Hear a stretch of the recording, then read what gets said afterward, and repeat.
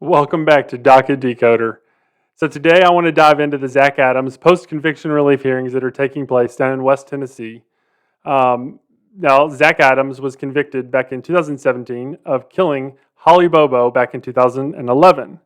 I'm going to try not to ramble, guys. I'll be honest, this is like the 7th time I've tried to record this, and there's so much information about this case that I want to get out that I just keep rambling, and I'm not going to do that. I just want to get into this video.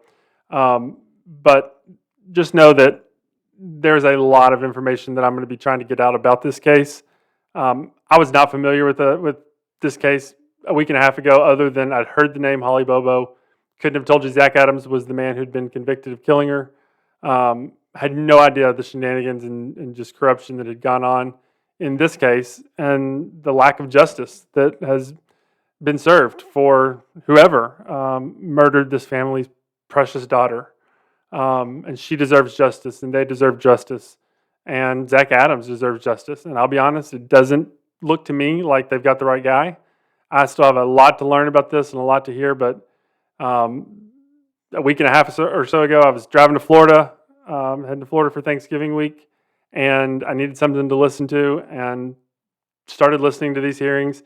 And in the last week and a half, I've probably listened to 70 or more hours of hearings from the original trial, from the current hearings that are taking place regarding the post-conviction relief. And it's fascinating. Okay, I'm not going to ramble. I could get going really easily. So today I want to play, it's kind of an odd spot to jump in. I've had a hard time figuring out where I want to jump in because there's so much stuff to show and to see and discuss in this case. But this is going to be witness testimony from a TBI, which is the Tennessee Bureau of Investigation. It's an agent named Cathy Ferguson, who has been involved pretty much for the entirety of this case, investigation, trial. And the Zach Adams' new defense attorney who's handling these hearings, I can't even think of his name. I refer to him as Bow Tie Boy because he always wears a bow tie. He's a pretty young guy, but he seems to be really on it and really good. And you're going to get to see that in this hearing. I think this hearing really covers a lot of important information and really exposes a lot about what was going on with the TBI. And that doesn't even begin to touch on the prosecutors. Again, I'm not going to ramble, but these prosecutors, from the lady who did the trial, a lady named Jennifer Nichols, who's, I guess, a judge now, but she's a nasty, nasty woman. And I don't say that about many women, but she's a nasty woman.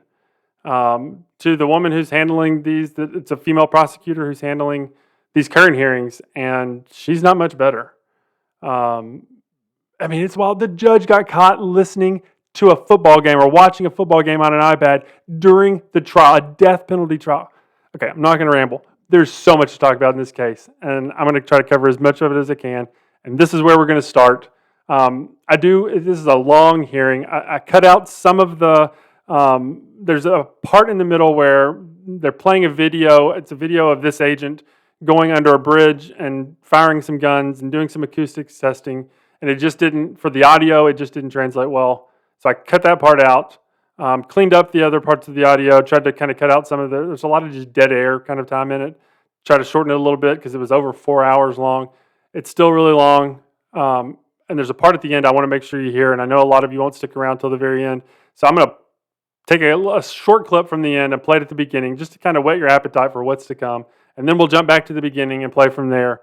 But I do hope that you take the time to listen to this case. This is important stuff. There's a lot here, and I think for those of you who like watching trials, for me, this is about as good as it gets. This has got everything. So again, not going to ramble, just going to jump into the clip. Here we go.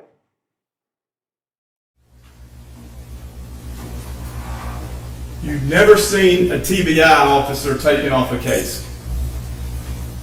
No, sir, not that I can recall other than Agent Dicus. Would you agree that was somewhat negative for your career journey? For my career journey? Any TBI officer, they were taking off a case, that's not helpful for their career. Potentially, it could be bad.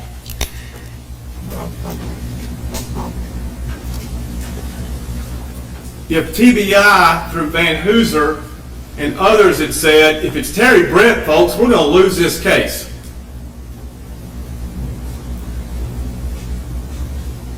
Would you agree then that what Dykus was focusing on is not whether Britt did it, but whether the case would be won.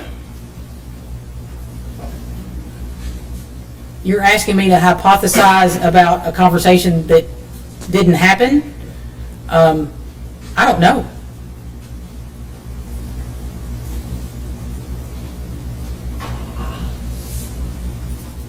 You understand some cases remain cold. Yes, sir, I do. There was pressure to ensure this case was not cold. Are you asking me that? Yes. Pressure from whom? I personally didn't receive pressure from my agency, from my supervisors, from my coworkers. I never felt pressure from anybody. Internally, I wanted to see it. I wanted to see a resolution, and wherever the facts took us is where they took us. And sometimes, unfortunately, as you mentioned, they don't get you far enough to charge somebody. So I have cases, homicides that I've been assigned that are still unsolved. How do you define the term facts? Facts? Facts. Information that can be verified, that can be corroborated. It's true. Facts. Facts happen, right? Yes, yes, sir. They're the Yes, sir. truth. Yes, sir. Are you aware of the fundamental virtue we place in our court system on truth? Yes, sir.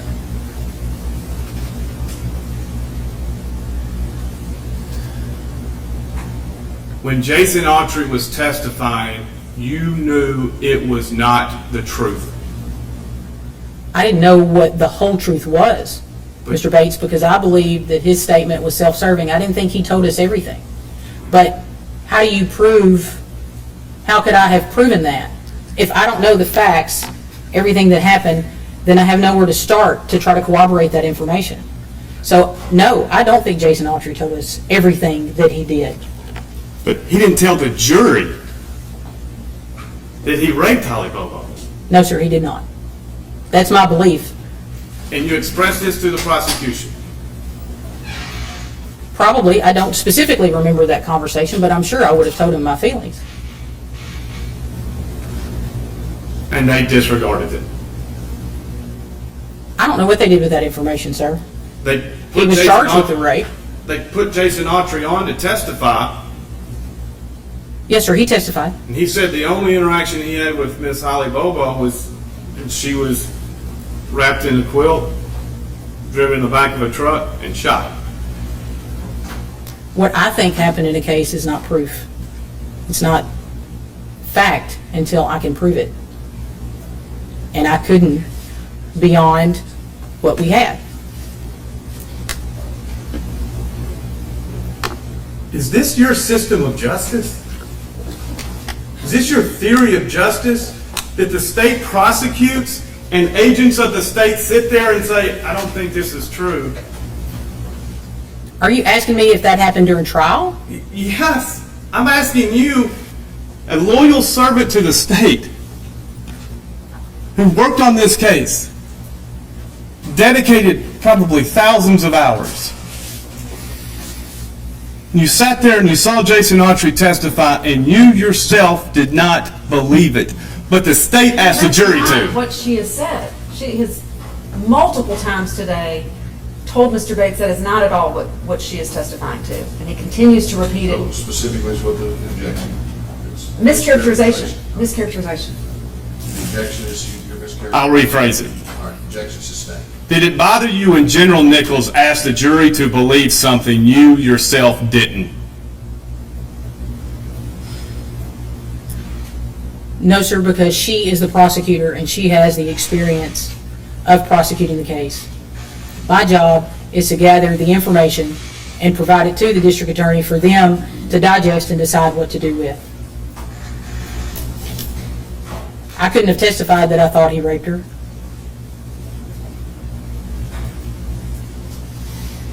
Nothing further. Swear or affirm that the testimony you Yes, ma'am, I do. Please have a seat. Pull up the microphone. Yes, sir. Station name, please. Cathy Ferguson, How long have you been in law enforcement, Agent Ferguson? 29 years. And appreciate your service to the state. Appreciate your service to law enforcement. The questions I have for you today are just rooted in the issues. You want to be honest to this court, don't you? 100%, sir. And you pride yourself in integrity. Yes, sir.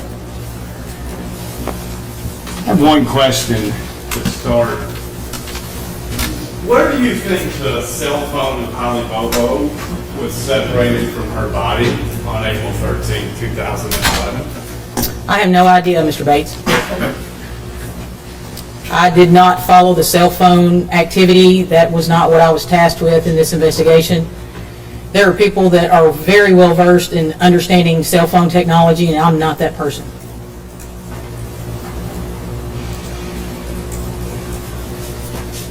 Is that a question that's been posed to you by other lawyers and law enforcement throughout this investigation? Specifically how, sir? Just recreating the day of April 13, 2011. I wasn't tasked with recreating anything with Holly's phone. Okay. With the route whoever took Holly with went? Not specific to her phone, no, sir. Okay. You would agree with me that was an important part of recreating the day? It was a part of it, but I also know, even though I'm not a cell phone expert, that the technology was pretty rudimentary back in 2011. I know that there were pings on her phone, but I don't know the range of those pings. I know even today when a phone is pinged, it's not that I'm sitting in this seat in this courtroom. I know that phone pings can be 1,000 meters, 3,000 meters, and whatever that conversion is from metric to standard, I don't know. But I know that phone pings are not pinpoint exact today, and I know they weren't back then. You listened to the testimony and saw that the last location ping of Holly Bobo on April 13, 2011 was at 9:25 in the Gooch Creek Road area. I do, but again, I don't know the range of that ping. Okay. If it's a mile, it would include Gooch Creek Road and all other roads that are within that circumference of that area. All right, we'll come back to that. Are you currently investigating Dr. Cathy Spirico? No, sir. You participated in any criminal investigation of her whatsoever? No, sir. Any reason to know why a Zoom subpoena was issued? Yes, sir. I issued the Zoom subpoena. Why? There were media reports that were out that showed a video of Mr. Adams incarcerated. It appeared to be a Zoom call, and I'd never seen it before. And I could tell from Mr. Adams' appearance that it was recent. He had lost weight from when he first went to prison and when at the trial, so I could tell that it was not from back then. In reviewing the jail calls between Mr. Adams and Dr. Spirico, I uncovered or heard calls between them where they confirmed that they had had a Zoom call with 2020. It concerned me because I didn't know who all was involved in that call. And I knew that there had been orders from this court about who could participate in media coverage and who couldn't. So I contacted the Department of Corrections to find out what the process was for an inmate to get a Zoom call with his attorney. What I learned was TDOC has a policy: if an attorney wants a Zoom call with their client, they email that facility and they provide a bar number, an attorney bar number.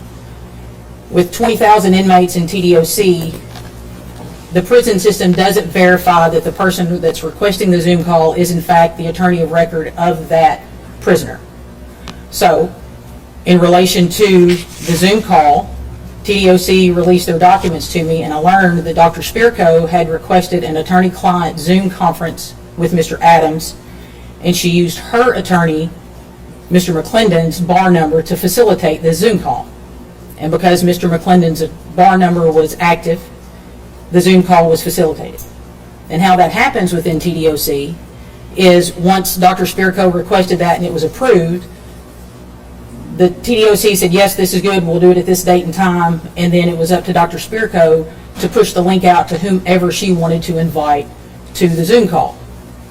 My concern was, had she invited 2020, had she invited Mr. McClendon, I didn't know who had participated in the call. So I subpoenaed that information from Zoom. There was no content at all. You can't get content from a Zoom call with a subpoena. So I issued the subpoena to see what email addresses had logged in to the Zoom call. And the only one inside the prison when Mr. Adams logged in was Dr. Spirko. No crime. No, sir. Isn't that what TBI does, investigate crime? Well, we do, but we also follow leads determining if something had happened. So I did not open a criminal case on Dr. Spirko. It's not unusual to get information about something that's happened and you vet it until you determine if a crime occurred or not. Okay. Let's go back. When did you become an agent working in the Holly Bobo case in any form or fashion? On day 2 after she went missing, so April 14th, 2011. And you were just a case agent? No, I was not the original case agent. That was Mr. Dykes. An agent in the case? Yes. All right. Yes, sir. Reconcile, May I heard Agent Booth and Agent Walker. Yesterday I heard you. Who was the lead case agent after Terry Dykes left? That would have been Joe Walker. Okay. He was the assigned case agent and I was the administrative case agent or co-case agent on that. Okay. And you participated like any other agent throughout this case through 2011, 2012? Yes, I was assigned leads or given a task and I would go and do whatever I was assigned and then come back to see what else needed to be done, all while working other cases as well. Okay. And you heard Agent Dykes testify today that he left in 2013. Yes. Yes, sir. And he continued to, so then you were the administrative case agent? Yes, sir. At the end of 2013 or 2014, my supervisor asked me to step in as the administrative case agent. Okay. And what's the administrative case agent? Well, this case specifically was so large, there were a lot of documents, there was a lot of evidence. They needed someone that could come in and be very organized and just wrap my arms around everything that had been done and to begin to prepare the evidence and proof for eventual prosecution. So that's what I started doing in late 2013, early 2014. Are you still that today, or have you had a promotion? Well, I am the case agent now. When Agent Walker retired, I was made case agent. And that just means my name is at the top of those IRs now versus Joe Walker's versus Terry Dykes'. And when was that promotion? Well, technically it's not a promotion, it's just an assignment. I think Agent Walker retired sometime in 2018, so it would have been at his retirement, around the time of his retirement, the case was reassigned to me. Okay.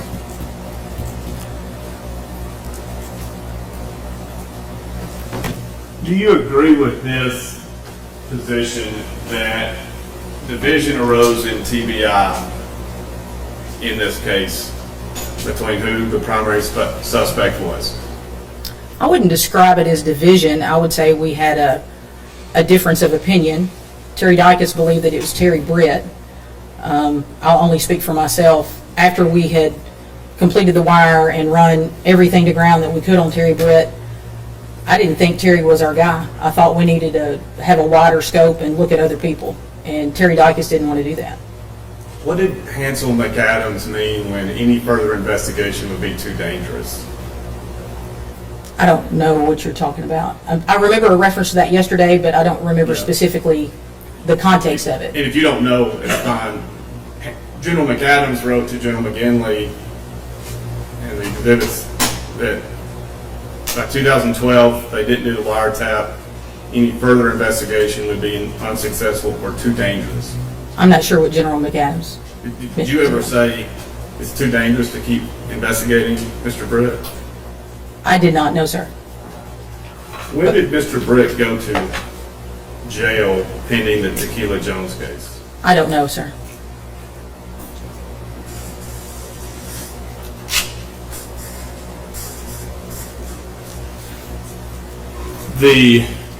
Did you work closely with the Bobo family?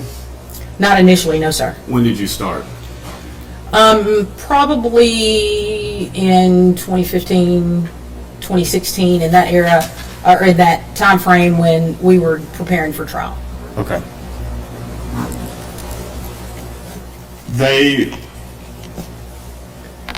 Was it discussed in TBI circles, Bobo family was frustrated with TBI? Yes, sir. 2012, they were frustrated. I don't remember if it was 12 or 13. I don't recall Okay. the year, but there was some frustration. Yes, sir. And did you ever work with Without Warning? No, sir. Did you participate in the subpoena and investigation of Without Warning? No, sir. Did you have any work referencing Without Warning and their work with the Bobo family? Not that I recall. I know that there were some binders of documents that I would have been responsible for in the inventory of all the evidence and all the items that were collected during this. But I don't remember specifically speaking to anybody without warning. Okay.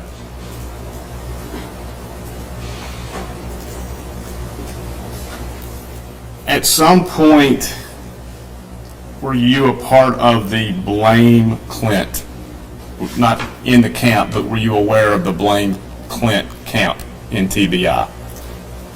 Well, I'm not clear on blaming him for what. Before I answer your question, I want to be clear on what you mean, sir. Giving the defendant a get out of jail free card, Agent Van Hooser's words.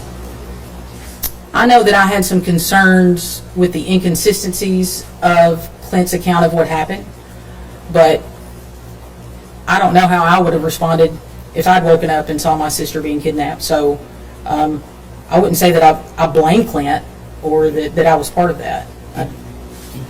As the administrative case agent, did you read Van Hooser's phone call summary to the Bobo family? I did not remember that IR until you introduced it at court. Okay. So if I'd read it, I don't recall.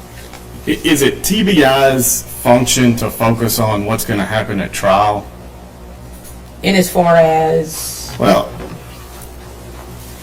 if evidence gets suppressed for a constitutional issue, does that affect whether the perpetrator did the crime or not? well, I'd say that's dependent on all the circumstances surrounding the scenario you described. Should TBI be concerned about what happens at trial? Absolutely. And as far as I'll just give an example. Chain of custody on evidence, right? If I collect a piece of evidence on a case, we'll use something besides this one. I need to photograph it. I need to document where it came from. I need to make sure that I get it to the vault. And then if it's released to the lab, all of those things that we do those things for the district attorney for preparation and prosecution at court. I understand that. Van Hooser says, Clint Bobo, stop giving statements to the media. Your inconsistency or giving the defendant a get out of jail free card. Are you asking me, is that what he said? Do you remember? I mean, that's what the document says. Well, again, I don't remember reading it prior to coming to court, but I can review it now, sir, if you'd like me to. And this was provided in discovery, correct? If it's an IR, yes, sir.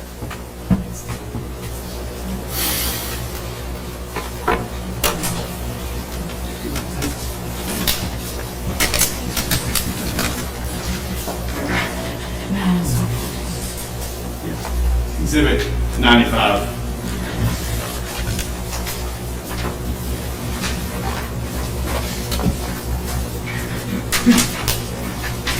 Thank you.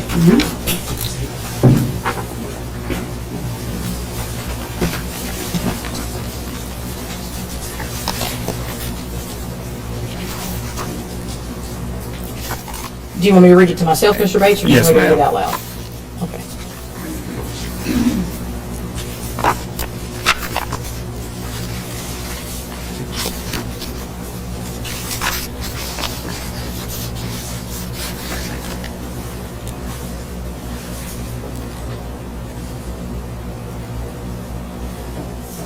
I've read the paragraph, Mr. Bates. Okay.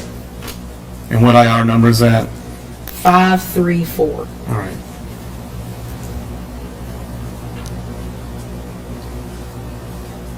Did you ever embrace the opinion of Agent Van Hooser?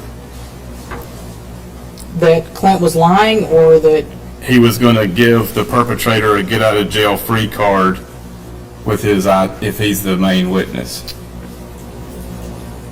no, not in those words. I did have concerns, thinking ahead to prosecution, if the inconsistencies in his statement continued, that I thought that it would be a problem when we went to prosecution.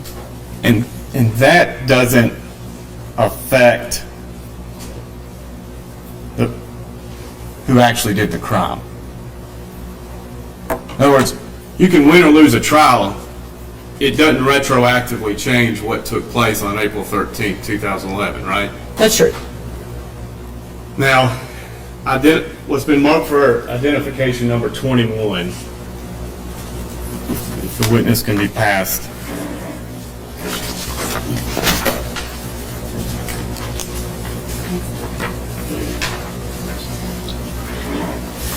Thank you.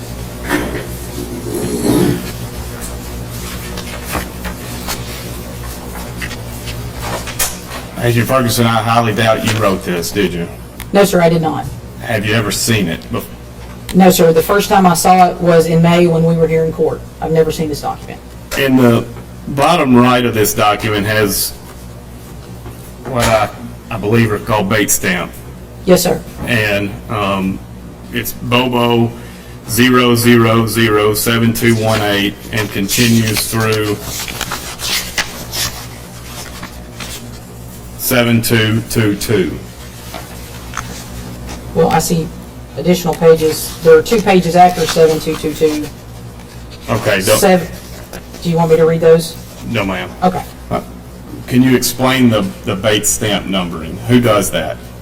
I assume Ms. Thompson did that because TBI did not do that, but a bait stamp is just a series of sequential numbers that are attached to documents so that you know that you have them all. So if you look at a document that's supposed to be 1 through 10 and you realize you don't have page 8, it's easy to account for what you have and what you don't have. Okay. Since the May hearing, have you gone back and tried to find what happened that this letter was generated? No, sir. You have any information you can help the court with regarding this? No, sir. I don't know who wrote it, and I've never seen it. No, sir.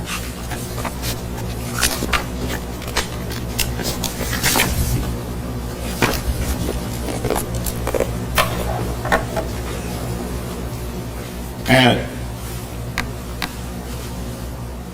since you were in charge of the discovery, were there any wiretappings of Jason Kilzer and Dylan Adams in the Obion County Jail? Yes, there was. And they were provided? Yes, sir. And who did that? Who provided them or who did the wiretap? Who did the wiretap? I know we had some of our technical experts come down from TBI headquarters out of Nashville. Specifically, I don't remember which agents came. So there would have been well, let me clarify. It's not a wire in the sense of the wire that on the phones that we did with Terry Britt. It was a listening device that was installed. So our experts that know how to do that came down from Nashville to do that and put it in the jail, and then we were able to monitor that. Okay. And this was done at the request of the state of Tennessee? Yes, ma'am. I'm sorry. Yes, sir. It's fine. And Mr. Kilzer was a willing participant? Yes, Mr. Dylan Adams had no idea? that's correct, sir. Why were those recordings not submitted to the jury? Do you have any idea why not? No, sir. they formed the basis of the belief that Zach Adams and Jason Autry committed a crime against Miss Bobo. I would say they were part of that. I wouldn't say that it was a bedrock foundation of it. There were other things that we had developed and learned through the course of the investigation. All right. When did Dennis Benjamin come on the scene, to your knowledge? I don't know, sir. Have you ever met with him? No, sir. I saw him, I was in the Jackson TBI office the day that he brought Dylan Adams in and ultimately led to Dylan's confession to his involvement. That was the first time, and I believe the only time, that I've ever seen Mr. Benjamin. I would not know him if he walked in the courtroom today. Did you, in the discovery process, remember transferring his recordings into the large batch of discovery? I don't remember that specifically, sir. There were so many digital items. I don't specifically remember that. Do you ever remember listening to recordings of Dennis Benjamin to important witnesses in this case? No, sir. I was not tasked with that. Well, who was? I don't know, but if we had those recordings, someone would have listened to those, or should have, but I don't know who that was. It wasn't me. Have you since, after yesterday, listened to Dennis Benjamin and Victor Dinsmore's recording? No, sir. I only heard the portion that was played yesterday. At any point, did anybody talk to the Bobo family about what efforts Mr. Benjamin was doing on behalf of this case? I don't know, Mr. Bates. I did not have that conversation with the Bobos, and I don't know if someone else did. Would you agree it was an important part of the investigation if Mr. Benjamin was telling witnesses, one, what's being decided by the TBI, FBI, and Bobo family, two, what evidence they have against them, and three, what's going to happen to them legally if they don't participate? Not specifically, because the portion that I heard of the conversation yesterday between Mr. Benjamin and Mr. Dinsmore, I heard Mr. Benjamin tell Mr. Dinsmore things that weren't true. That sounded to me like a homicide detective bluffing someone to try to get them to confess or tell more about what they knew about a situation. So, I don't know if Mr. Dinsmore believed everything Mr. Benjamin said or not. Let's listen to it together.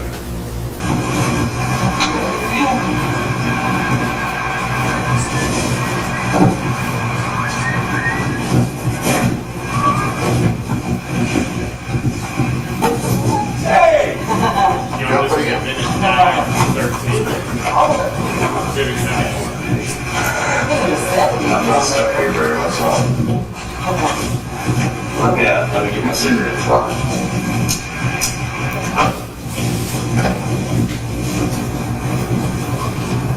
He's awful.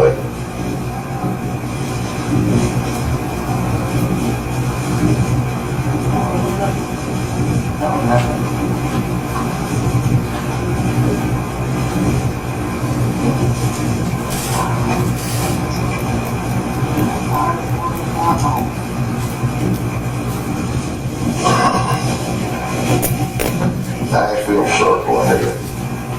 We got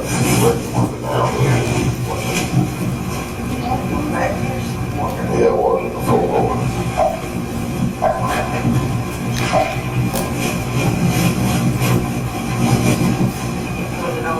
Turn right, then turn left. We're 387 miles from home, so that won't take up to 6. That's not too bad. Is that Myers Max? Victor? How have you been? Stress, buddy.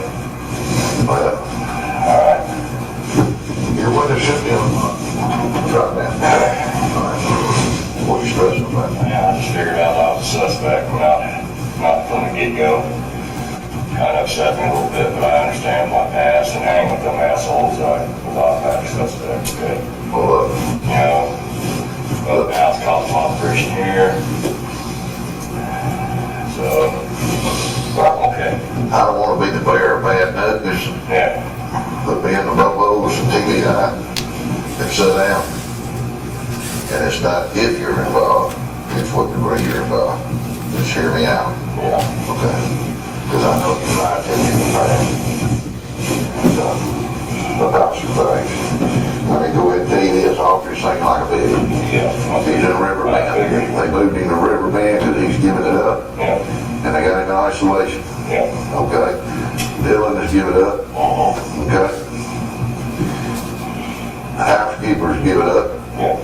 Okay. They know you participated. Here's what I'm gonna tell you I know. I can't tell you everything I know. Okay. But let me say this before we get any further. I've discussed this for the Bobos extensively over the last 2 weeks. Okay. And TBI. Okay. You have a golden opportunity to help yourself and help them. If you don't want to do that, What am I supposed to do, man? I told you guys I'd do whatever you guys want me to do. okay. You know what I'm saying? Okay, but listen to me. We know you were involved. And what? You did not go get Holly. I didn't have nothing to do with any of that. That's wrong. What? That's wrong. We know better than that. What? You didn't go abduct Holly. And that was the biggest thing Karen said. Your Honor, I'm now going to fast forward from 12:26 to 13:05. All right? Well, I wasn't there if somebody's gonna get a deal.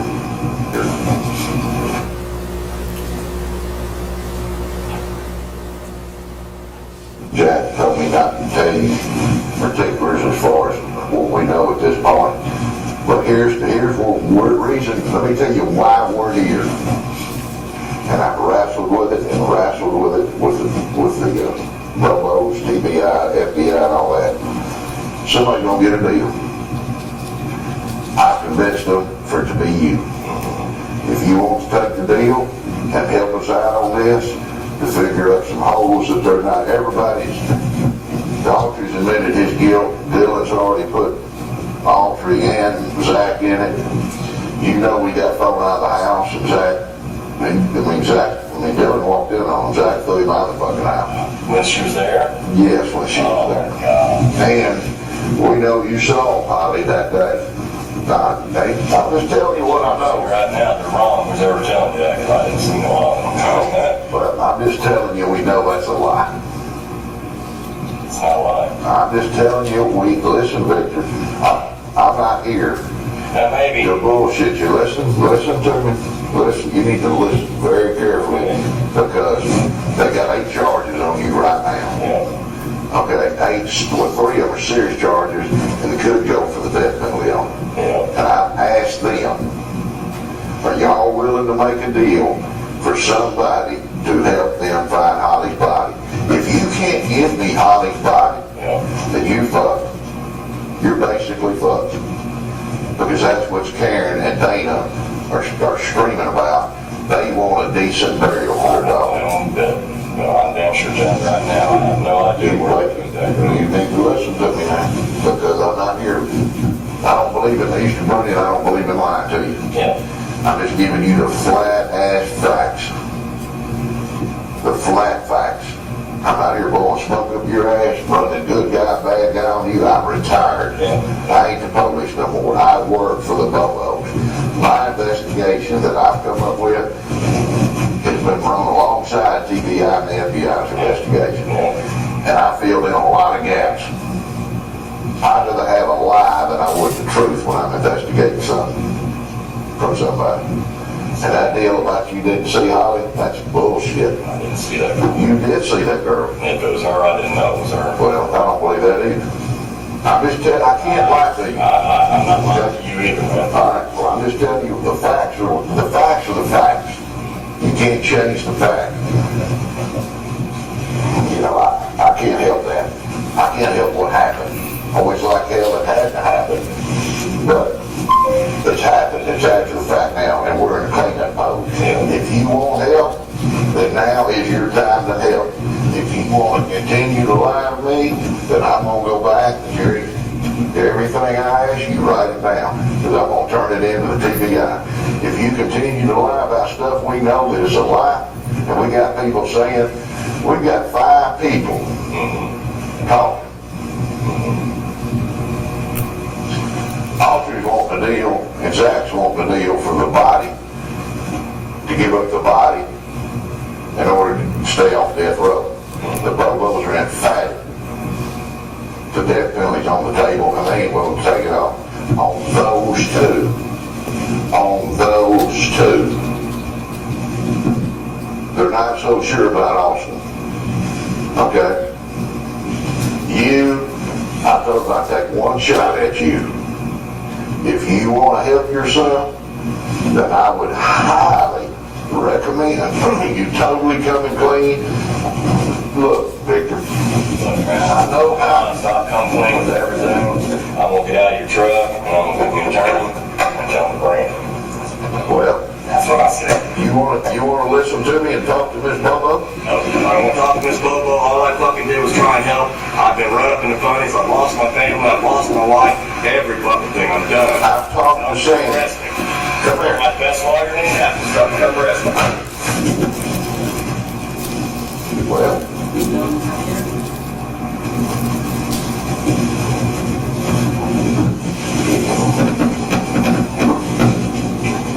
he's scared.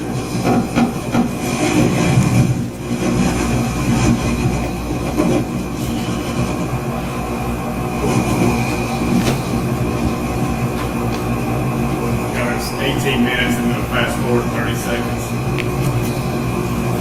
30 seconds more. 30 seconds more. He's still here. I gotta talk to him, and I'll call you back, okay? Love you. Bye. I talked to Sandy yesterday. Sandy, for your sister. That's my sister. Victor, I know you're upset. Yeah, I'm pissed. I understand that. And I understand you're scared. I'm not this scared because I ain't done a damn thing wrong. Victor, the house over Dottie. Saw the blonde in the truck. Well, You were there. I sure didn't see no blonde in that truck because I damn sure called somebody if I saw her. And that's what I got said.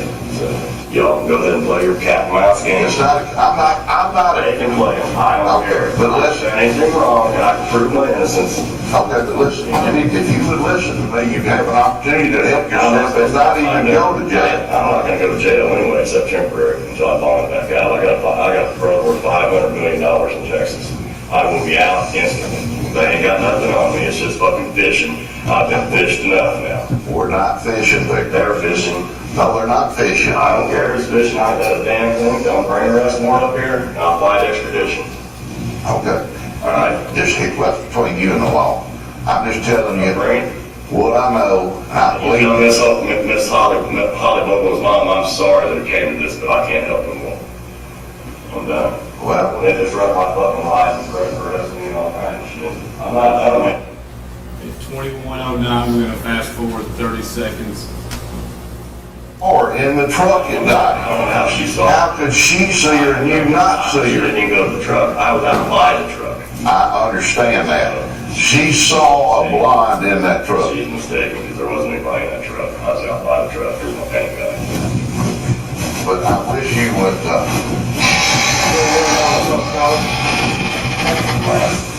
Don't crouch. All right. Certain place or? This line up.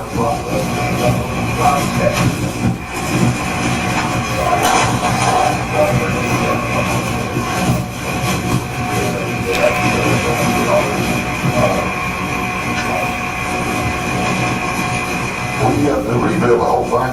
That's a blip. I thought maybe it's water damage or something. That's what I left. Man, just left the gas here. Left everything. Yeah. Yeah, they're gonna sell. They're gonna flip it, rebuild, sell it. All right, well, Victor, I gotta get my girl. I think you're making it, you don't understand, I'm not the police, Victor. I'm not the police.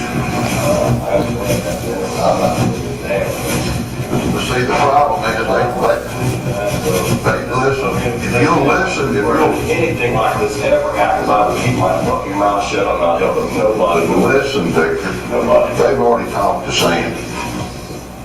I don't care. Well, you need to care, because when you come home and told Sandy that you saw the blonde at Dottie's, that's a problem.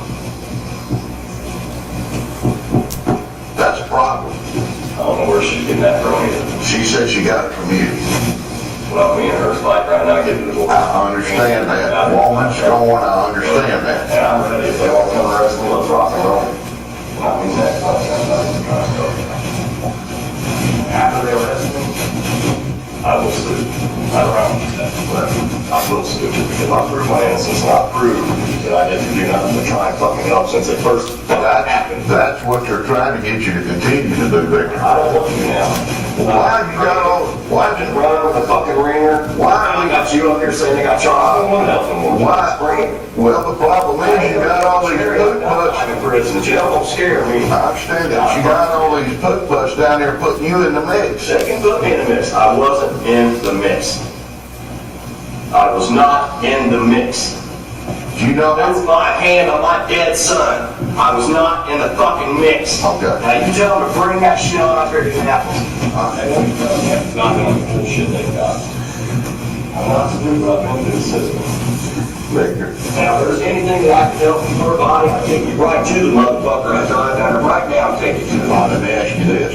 When you said you thought Michael Alexander, well, what's his name, Alexander, possibly helped him move the body, why did you say that? because of what Jason Bogus told me. All right, let me ask you this. The night that Audrey come over there all muddy from waist down, you stepped out on the front porch, what was that about? Stepped out in front porch. Well, he was all muddy. It was raining. Because he wouldn't come in. Why? He said he didn't want to get mud on the carpet with his boots. What do you want? Why is Audrey?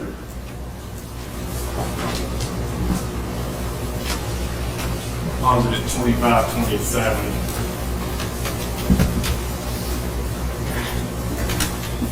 This is disheartening to hear, isn't it?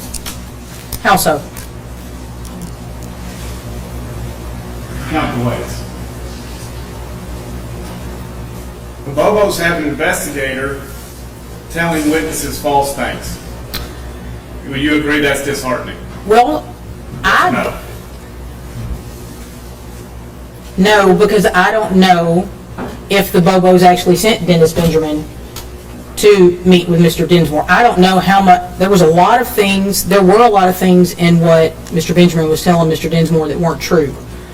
So I don't know if he took it upon himself to go up there to do this. I don't know who he talked to in TBI to go up there. It wasn't me. Mr. Bates, maybe it would help if I explained that even though I was the administrative case agent, if you'll think of this as someone that's in the military, I'm a private. The generals and the colonels were making decisions and they didn't tell us, the boots on the ground people, all of those things they were doing. I have no idea if anybody from TBI sanctioned Dennis Benjamin going to talk to Victor Dinsmore. So I have no idea if the entirety of this conversation is based on something Mr. Benjamin did on his own or if somebody told him. I've never asked the Bobo family if they sent Mr. Benjamin up there. Well, that's quite a demotion you've given yourself, because yesterday, General Weirich said, after you got involved, there was a fresh look on the case that changed from Terry Brett.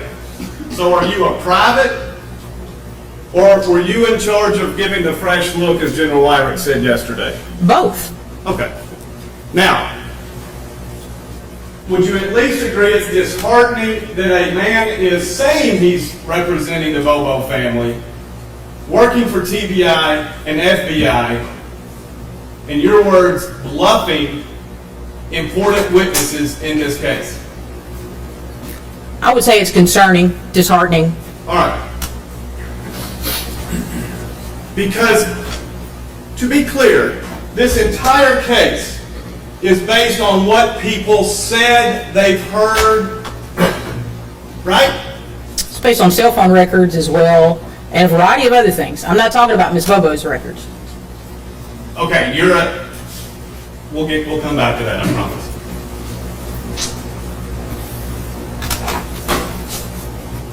Would you agree it's in large part based on what people testified they heard or saw? That was a part of it. Yes, sir, it was. Large part.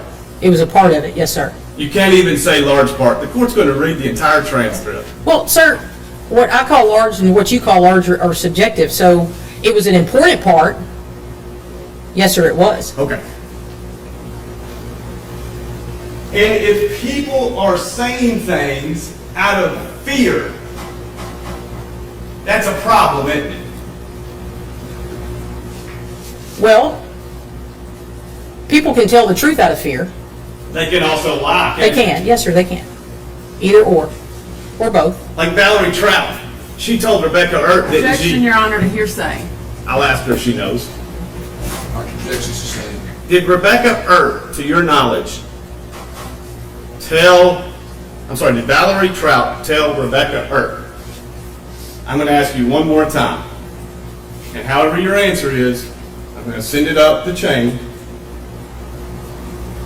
And you might have charges coming, depending on how you answer it. Your Honor, the question is hearsay. It's clearly being offered for the truth of the matter asserted. Your Honor, it's not hearsay. If it's a question, it's not asserting for the truth. It's a question. I'm going to allow it. Objection's overruled. Would you ask the question again? Lay this for the court. Okay. The court's not aware who these parties are. All right. You know this case inside and out, Mr. Bates. Valerie Trout was the TBI agent. She was, yes. Rebecca Earp was a witness and Zach's girlfriend. Yes, sir. And as part of this work that you did you review Valerie Trout's interview of Rebecca Earp? No, sir, I did not. Okay, fair enough.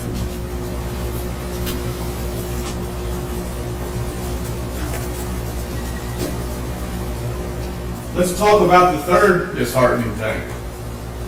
Your Honor, I'm going to object. Agent Ferguson has not agreed with Mr. Bates' characterization of any of this being disheartening. So to continue to number those in the terminology that Mr. Bates wants to use, I object to that characterization. I'll rephrase. All right, objection sustained. You- Rephrase it, please. Agent Ferguson, you say the word you want me to use that this video reveals. Video or audio, sir? I'm sorry, the audio. Your description was disheartening, and then you asked me if I thought it was disheartening, and I said it could be concerning if somebody is lying to a witness. Okay. The concerning. We'll go with concerning. Is that okay? Yes, sir. All right. Neither you nor anyone you know prior to trial apparently listened to this recording of how witnesses were being treated by agents, people who said they were agents of the Bobo family. No, sir, I said I did not listen to them, and I don't know if anybody else did. Your question made it sound like I knew that no one else did, and that's not so. You I don't know if anyone else did. You would agree that's concerning. Well, Objection, Your Honor, calls for speculation. She doesn't know. How can she answer whether something is concerning if she doesn't know? I'll rephrase. Objection sustained. This new look that you provided the entire case, would you agree it was in large part based on what I believe Mr. Benjamin called poobahs? People were saying certain people were involved that implicated Zach, Jason, Shane, and Dylan. your question went in three different directions, Mr. Bates. Could you say it again, please? Part of your fresh look was to compile what have people said in this case that could possibly implicate Zach Adams. That's correct. And then once we found that information, other agents were tasked to go out and talk to those individual people that had heard those things. And You would agree a lot of this was done in February, March of 2014. Oh, it was then and then beyond there throughout 2014. We ran what I call a command post of running leads and tracking down information and going back and redoing interviews for 8 solid months. Okay. And was anybody in the command post charged with determining, hey, I think some of these witnesses have been lied to and threatened with the death penalty if they don't say a certain thing? I don't follow your question. We didn't make assignments, hey, go see who's been lied to and who's been threatened with the death penalty. I was not aware that those things had happened. Did Jack Van Hooser ever say words to the effect, Dennis Benjamin's been working on this case and talking to witnesses? I don't recall that, no, sir. You agree Dennis Benjamin's relaying significant information about the case? Absolutely.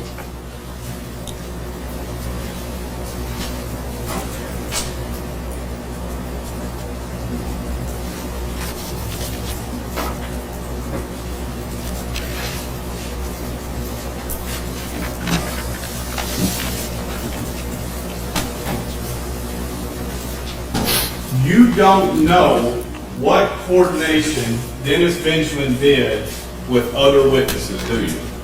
No, sir, I don't. He was not under an obligation to provide tapes of any recording that he did, correct? I don't know who gave him instruction to record the interviews. I don't know who sent him on the interviews. If we have those recordings, he obviously had contact with somebody in the Bureau and gave them to him. I don't know who that person was. And no obligation to keep investigative reports like you do. Mr. Benjamin, no, sir.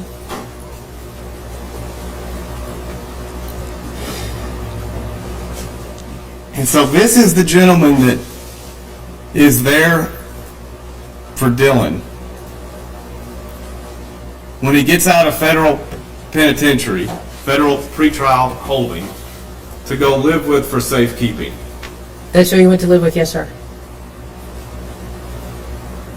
And you were aware 5 weeks after Agent Jeff Jackson says it's the most honest, cooperative witness I've ever had. He shows up at the door at TBI with Dylan saying, he told me it was all a lie.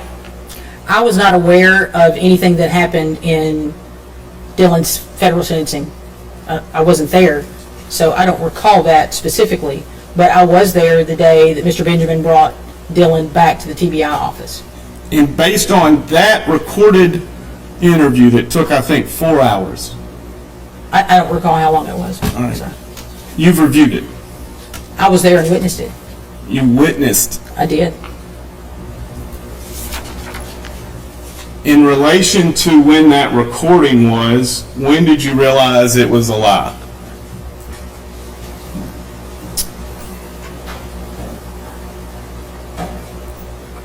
Well, it was a different version of events than Mr. Autry gave when he finally came forward in I think that was early 2017.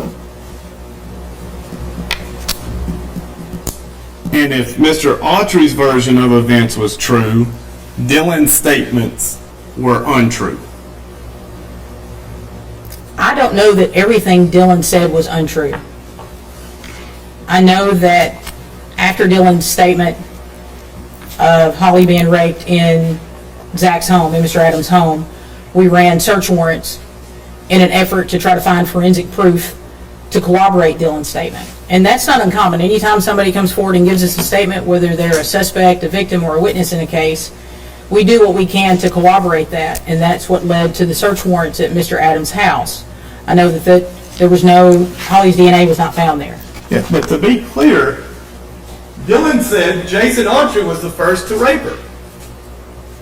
I don't recall the specific order that Dylan gave in that. Put aside the order. That Jason Autry raped her. That's what Dylan said, yes, sir.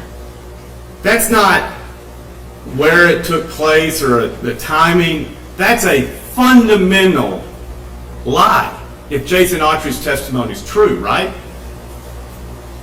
I believe Jason Autry gave more of a self-serving statement. I believe there was a lot of truth in his statement, but I also don't think he told us the whole truth.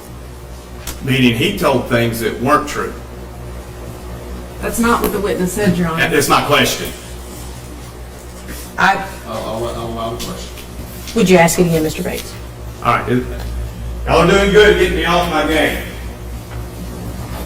If Jason Autry said something that was not the complete truth, he did not testify truthfully. Right? I'm going to split hairs with you, Mr. Bates. When he testified, he answered the questions he was asked. I don't recall if he was asked if he raped Holly. If he was asked that question and said no, and Dylan said he did, who do we believe? Right? I believe. No, I interrupted you, sir. I apologize. Jason Autry said he showed up at 10 to 15 minutes after the last phone call with Zach Adams at Yellow Springs Road. The body was wrapped in a quilt in the back of a truck,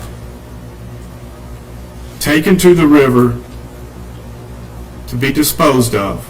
taken back to Yellow Springs Road, where Jason left to go to lunch plans, returned back to Victor James Moore later that afternoon. Correct? Yes, sir. At no point did he ever allow for raping Miss Bobo. Correct? That's for him raping Miss Bobo. That's correct. So if Dylan said he did, one or both of them are lying. It would Right. appear so. Yes, sir. And Dylan's statement was in 2014, correct? Yes, in the fall. Indictments for the death penalty stemmed from that statement, right? From that statement and other things. Yes, sir.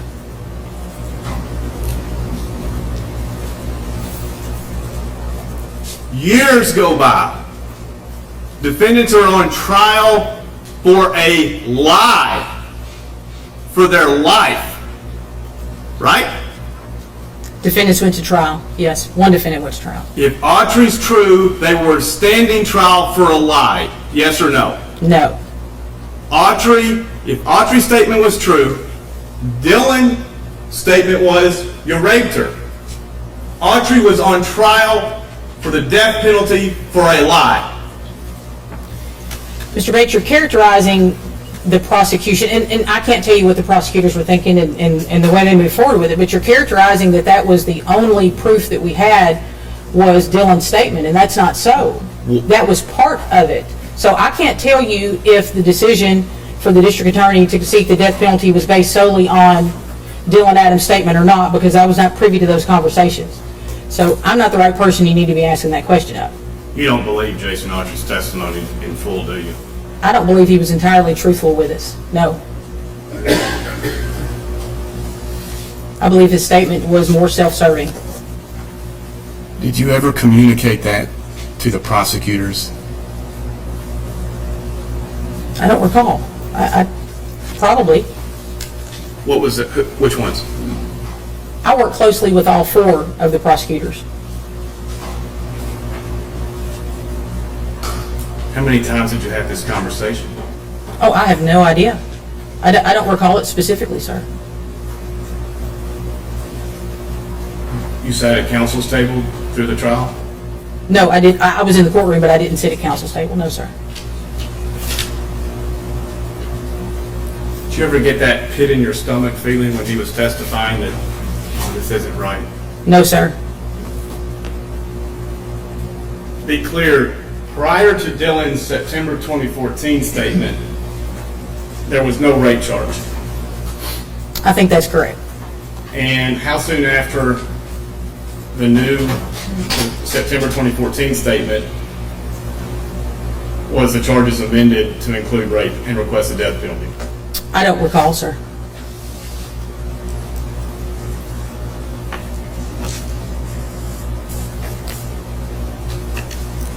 Did other agents share your concern that Jason Autry was providing a self-serving statement?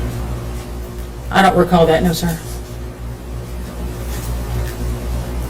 Do you remember the prosecutor's response when you told them your concerns? No, sir. And I wouldn't characterize it as a concern. It's not unusual for suspects and often victims and witnesses in a case for their version of the events to be self-serving. You know that as an investigator when you talk to people. I'll give you an example that is unrelated to this case. If someone is the victim of a crime outside of a hotel and they were at the hotel because they're having an affair, they're going to minimize their reason for being at the hotel. And you got to dig a little deeper maybe to find really why they were there. Maybe they didn't want to tell us the truth because they're married and they don't want their spouse to know. I'm making this up. But that's an example of why someone might minimize their involvement in a particular situation. So it happens frequently. You seem like a very wise person. Thank you. Why are you able to say, I saw Jason Autry as a self-serving statement it was, but Judge McGinley said it was the most persuasive, credible evidence he's ever heard? I cannot begin to explain why Judge McGinley said the things that he said, sir. I have no idea.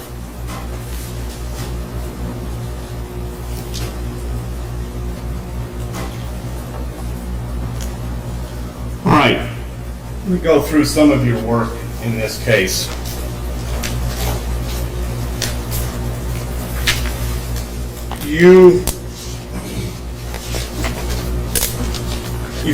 You were in charge of various search warrants and searching of properties in this case. I think I was the affiant on several search warrants, yes, sir.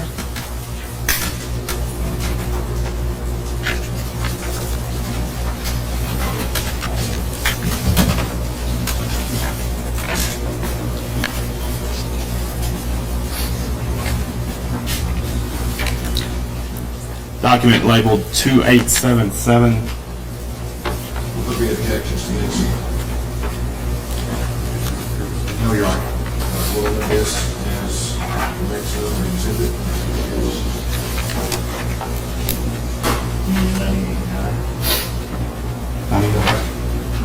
I have 98, but I may have. I have 98 as well.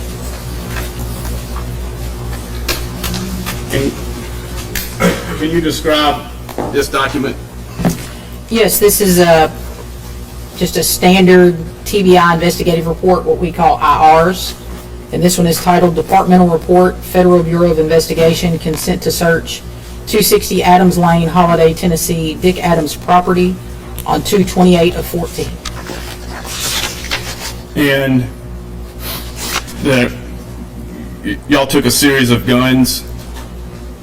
This report is basically a cover letter explaining what the attachment is. And Okay, the and attachment is an FBI report that I did not author, and I was not there at Okay. Mr. Adams' house this day. Any reason to doubt that a 357 was confiscated from Mr. Dick Adams? No, sir, I would believe whatever is in this report. Do you Okay. want me to read it? No.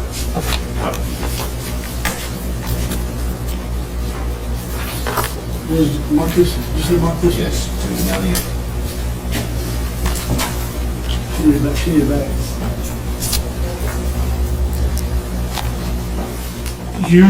You were the case agent in 20, after the indictments, from 2014 all the way through the trial, you were a case agent. I was, yes, the administrative case agent. And the prosecution, initially General Matt Stowe was elected.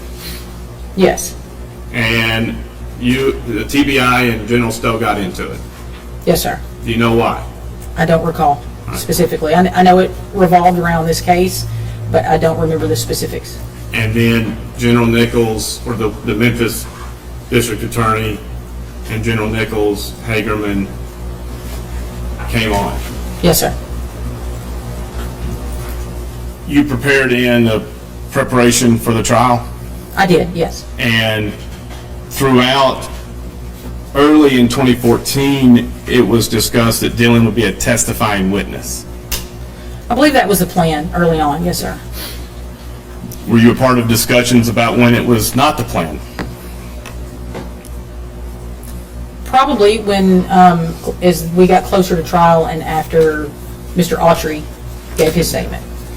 Let's go through the differences between Mr. Autry and Mr. Dylan Adams.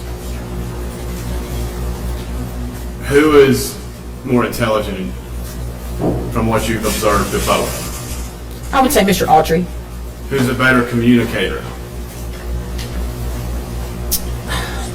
I'd say they're pretty even, but Mr. Autry is probably more articulate.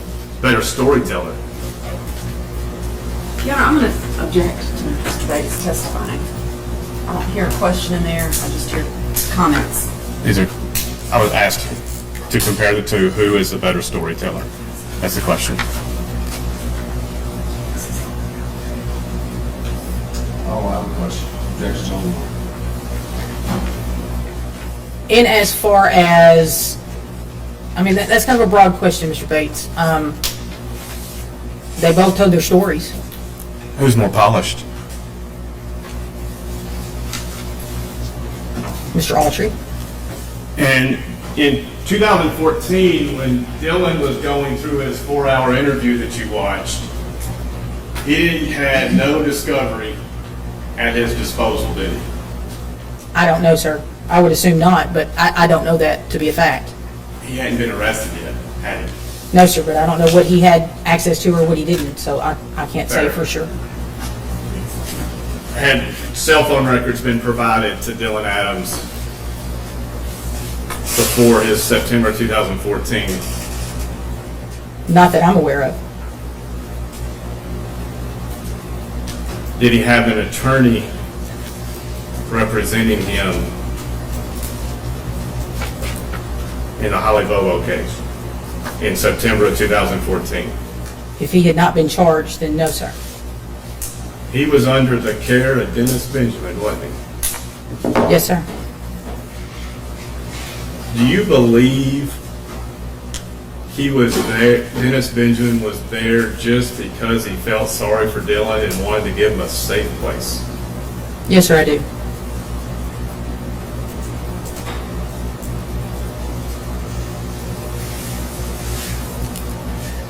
So, were you a part of the recording of Dylan Adams in the September 2014? In the recording, Yes, of Jeff Jackson, Brent Booth. and- I observed that interview, but I don't know that I was the person that hit record on the recorder. I just don't recall that. Why was it recorded? At some point in time, our policy changed that we would record interviews, and I don't recall when that was. So I'm not sure if this was, the policy had gone into effect, or simply because of the gravity of the situation, we wanted to record it. I don't recall which it was.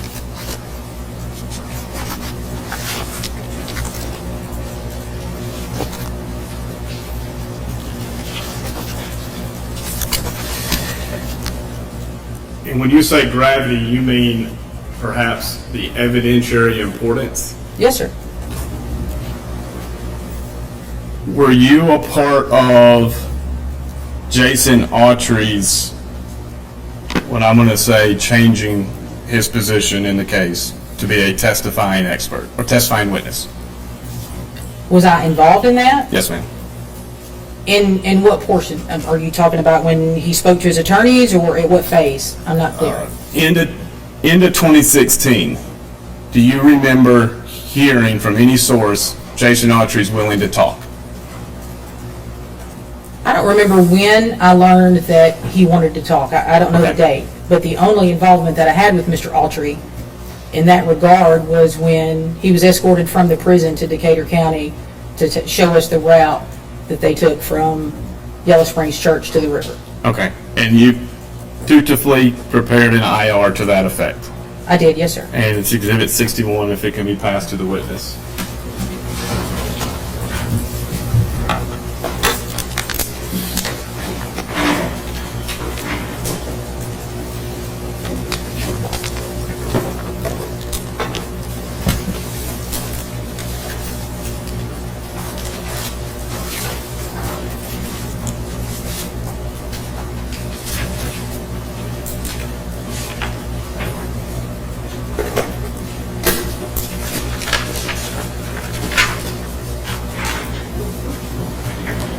Just tell me, Jay.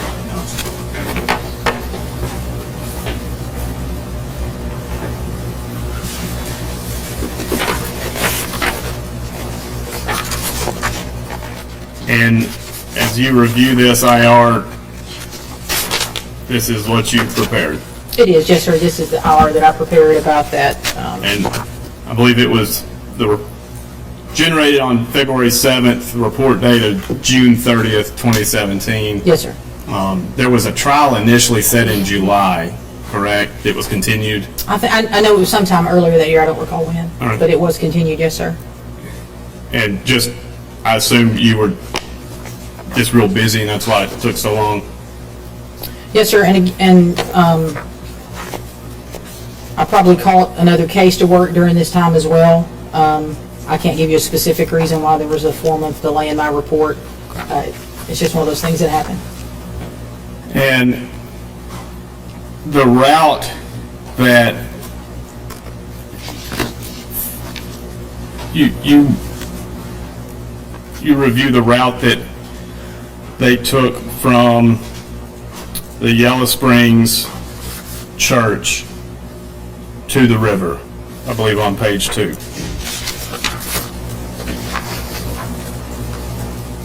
I do, but if you'll direct me to the paragraph, it'll. The second to last. Yes. And then the route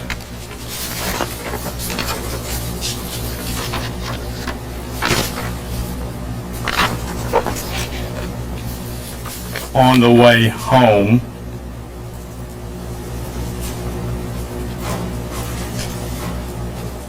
Did you record the route on the way home? No, sir. I didn't ask him the route that they took back from the river. I heard in May that these routes had been timed. Have they ever been timed by the state? I've driven them and timed them myself. Did. Was it provided in Discovery? Back then? No, sir. No, sir. I only did that earlier this year. After the filing of this lawsuit, the post-conviction relief? Yes, sir. And your times were not disclosed? I'll be happy to tell you the times.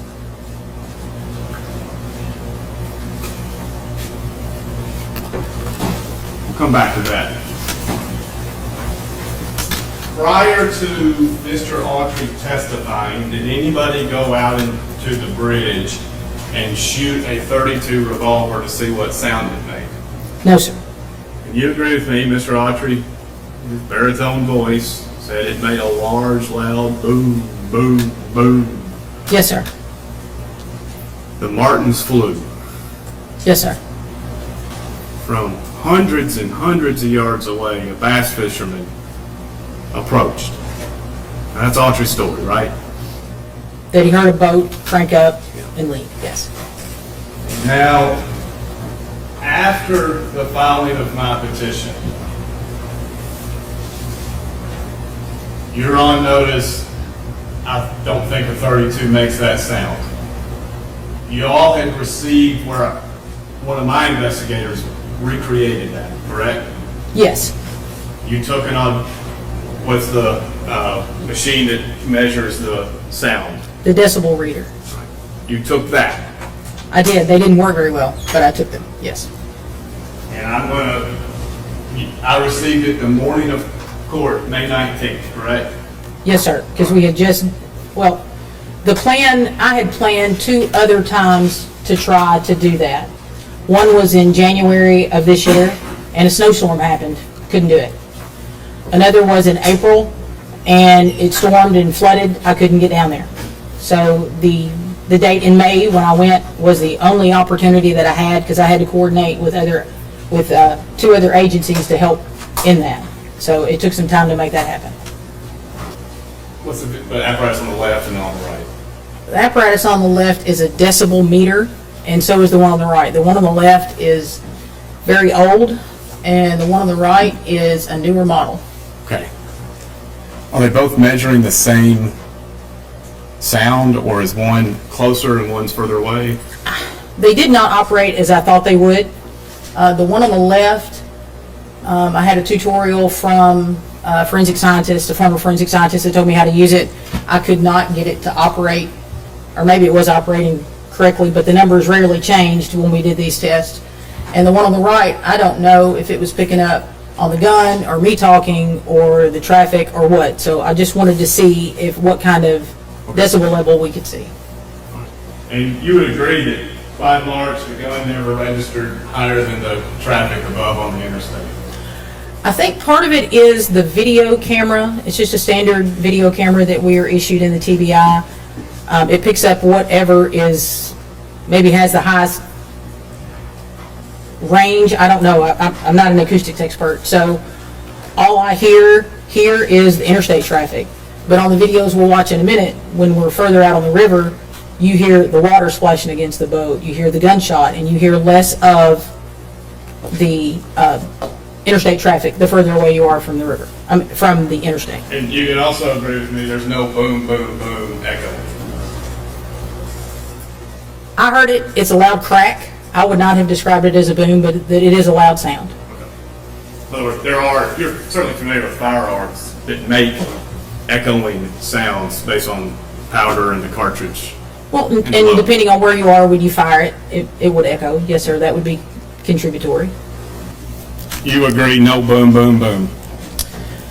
I could hear the gunshots from 3/4 of a mile in. The audio is not clear because it's picking up all the other things that are closer to my camera.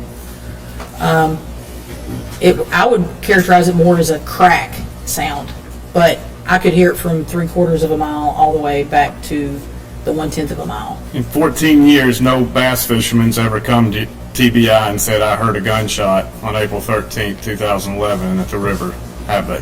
Yes, sir, they have. Who? A man named Mitchell Hayes.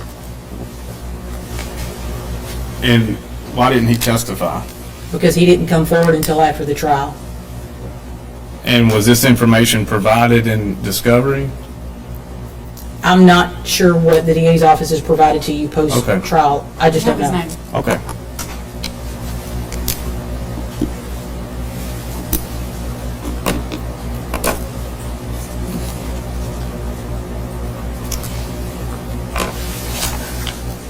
Now,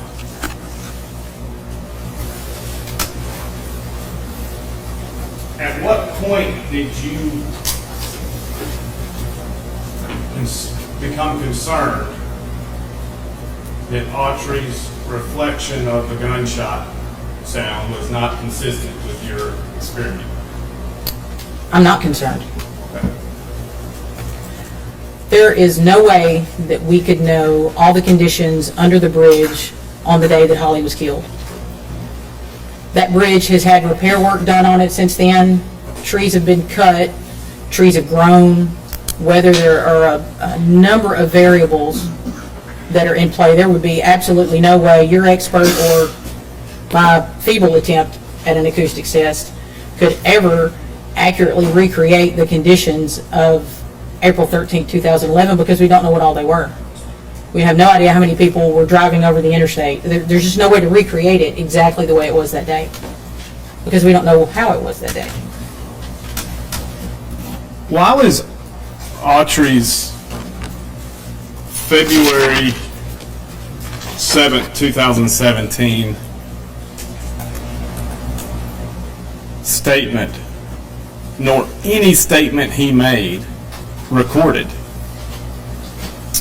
I think his attorneys asked that it not be recorded. That's my recollection. I wasn't in, we traveled in tandem in different vehicles. I was not in the vehicle with Autry and his attorney. I was in a vehicle that followed behind, as well as SWAT from TDOC and other law enforcement people. We had a trail of cars that followed along.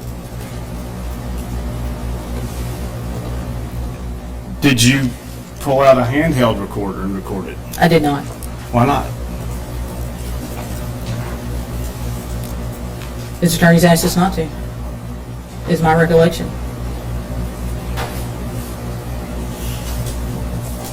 You would agree that Jason's proposed testimony was every bit as important as Dylan's proposed testimony. Yes, sir. But Mr. Scholl said it can't be recorded? I don't recall which of his attorneys. One of the sir. two. I don't recall. All right. And this is in February of 2017. You write that Jason Autry said that the gun that Austin was wearing a .357 handgun. Could I see that exhibit again? Page 2. I've given it back. Madam Court Reporter, Exhibit 61.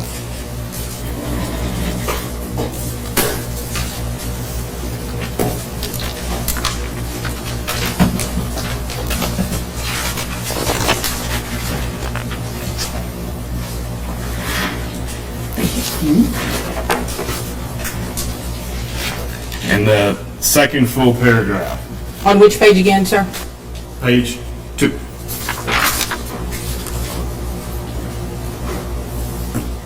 Do you want me to read it to myself or read it out loud? Just refresh yourself. You want to ask some questions on it? Yes, sir.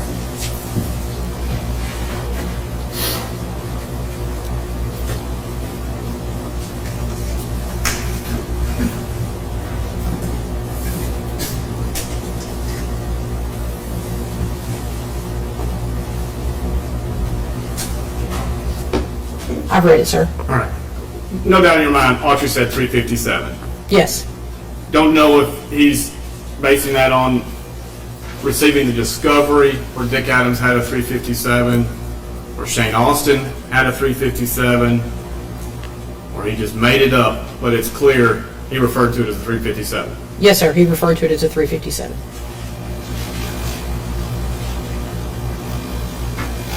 You were present in May during the Booth Dinsmore recording in May of 2017, right before the trial. Yes, sir. Do you, Agent Booth's handling of that concerning to you? No, sir. Dinsmore says it was a .38 revolver with a .357 interchangeable barrel. He discussed two different guns. One that was thrown in a pond or a lake, I believe, and then the one that had the interchangeable barrel. Yes, sir. And what was the one that was thrown in the water? I don't recall if it was a 25 or a 32. I just don't recall, Okay. sir. It was a caliber that is smaller than a 357. I remember that, but I don't remember specifically what it was. When the .32 revolver was pulled from the water in May of 2017, did you ever go to the prosecution and say, I think we're being lied to? Jason Autry said 357, Victor Dinsmore said .38 revolver. This isn't adding up. No, sir. Prior to May, did you know that a diameter of a .38 of 380 was not .38? Did I know that the diameter of a 380 was 9.38? No, it was not .38. Oh. Maybe. I don't know. I don't know when I learned that piece of information. Okay. The diameter of a 380 round. You've learned that it's generally .355. Yes, sir. When did you learn that, before the trial or after, in 2017? Probably after. In my personal life, I would have no reason to know the diameter of individual cartridges. And you were, we'll come back to that. Autry said in his statement 3152 that he arrived at Austin's residence between 9 and 9:30. Page 2. In that same paragraph? Yes, ma'am. Yes, that's what he said. And at trial, his testimony, you were there, generally reflected the same time frame. I don't recall the time that he gave at trial, specifically. On page 1309,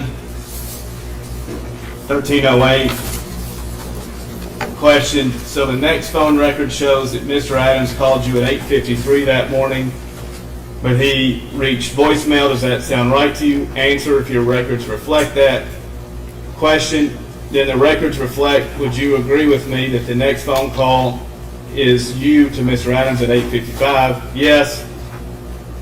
Now, is this phone call that you're saying that he called you, okay? What happened in the second phone call? And that when maybe the voicemail picked up and I'll dial right back. Answer, okay. Possibly that. Question, okay. So what happened the second phone call that you had that morning at 8:55? Answer, that's when they told me they were at Cousins, meaning 30 Yellow Springs Road. Okay. Did he say anything else besides he was at Cousins? Said he needed to see me. Again, he said he needed to see you. That's correct. And I headed that direction. Question on now 1310. So it's your testimony that after 8:55 you headed that direction. Do you remember where you were when you had that conversation with Mr. Adams? Probably in the general location of the interstate, somewhere in that, maybe not directly sitting at the interstate, but in that general location. Question is, how long would you have taken you to get to Shane Austin's trailer? I'm not directly sure. I mean, precisely the minute, 10 to 15 minutes. Okay, 10 to 15 minutes, answer maybe. You've driven it before, that's correct. This is 6 years ago. So, you would agree, sometime between 9:10, 9:15, in between 9, as trial testimony, between 9 and 9:30, Austin, or Autry's statement to you, IR 3152, Exhibit 61 to these proceedings. Yes, sir. All right. So here's my question then. If between 9 and 9:30,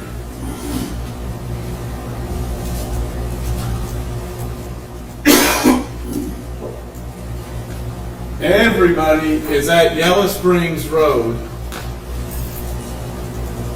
including Dylan,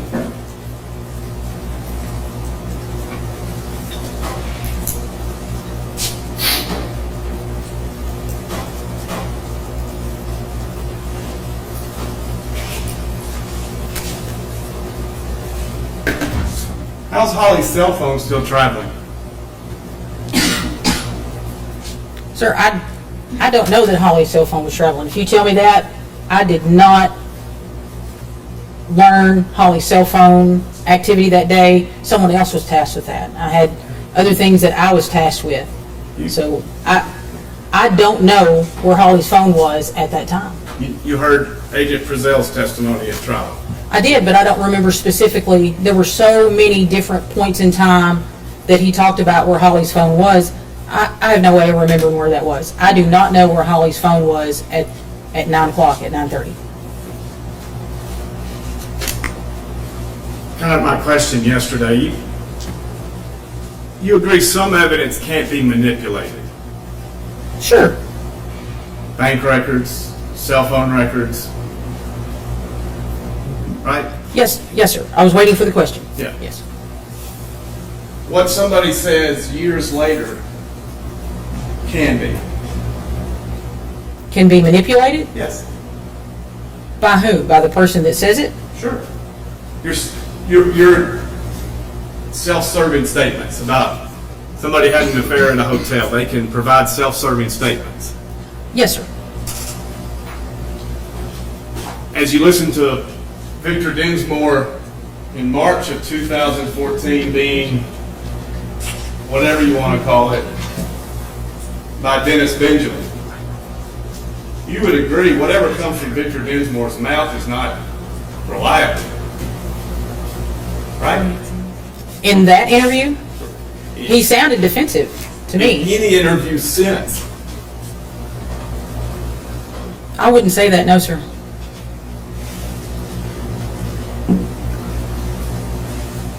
You have no answer for why Holly's cell phone was from 8:11 a.m. traveling in a clockwise direction, the last ping at 9:25 on Gooch Creek Road. And according to Autry's testimony, they're all there at Yellow Springs Road during this time frame. Your question is, do I have an answer why that happened? No, sir, I don't.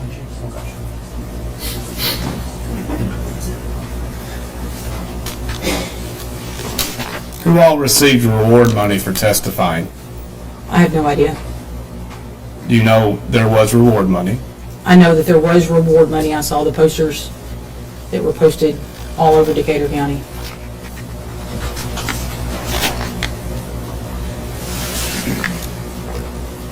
Do you know that it's been paid? No, sir, I don't.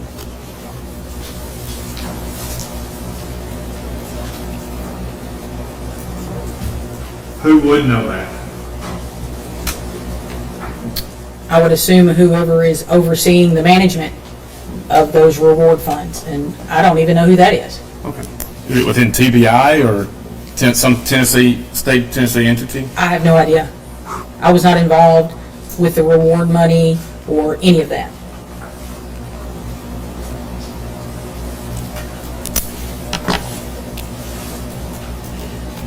You have heard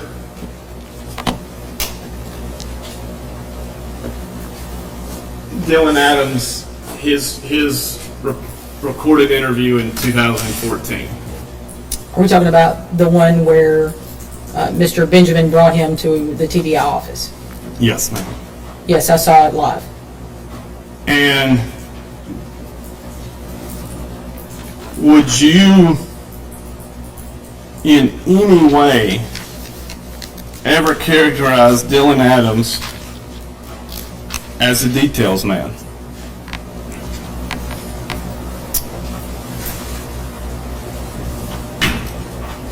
Well, I don't know how to answer your question specifically. There were parts of and times where Dylan, not just that particular interview, but other interviews where he was detailed. So if you're talking about details specific to that day or details about other things they talked about in that interview, I guess if you'll pinpoint specifically what you're talking about, Mr. Bates, I'll answer more Fair enough. specifically myself. Part of this investigation, you, I'm sure, reviewed Dylan Adams, his general backstory in life, Yes. special education. Yes, sir.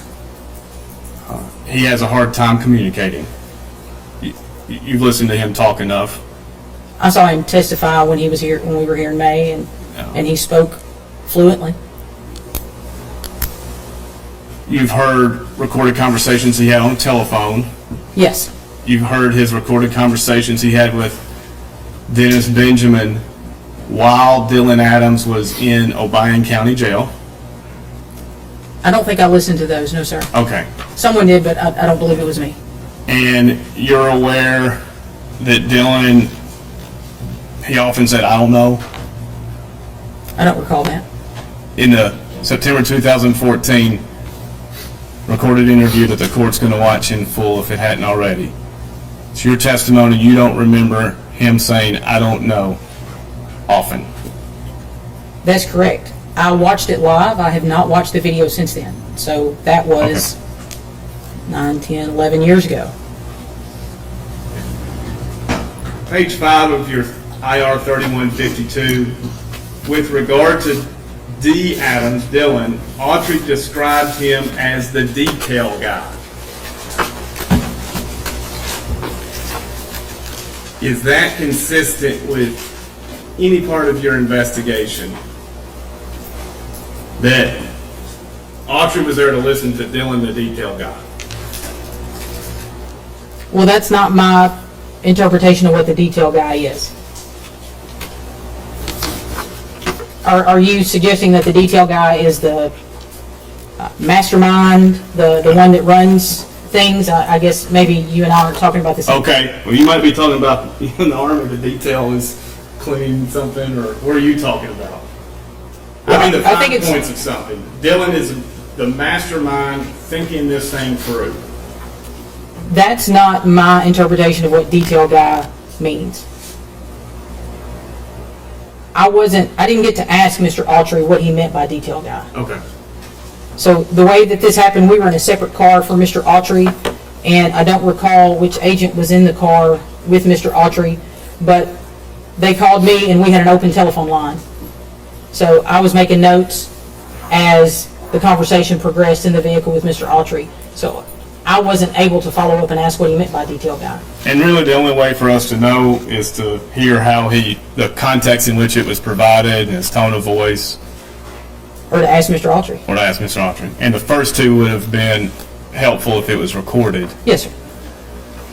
Now,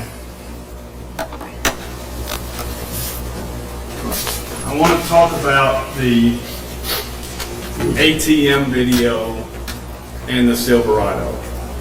Do you have any recollection prior to the trial of watching the ATM video? No, sir. Thank you for your honesty. I will be honest with you, Mr. Bates. I took an oath. You have no memory like Agent Booth of saying, I don't remember anything from that recording except I do remember 1112 is a gray truck. I think Agent Booth was mistaken on when he saw that video. Agent Booth and I watched that video, and I can give you the backstory of how we got to that point, but we watched that video together last year.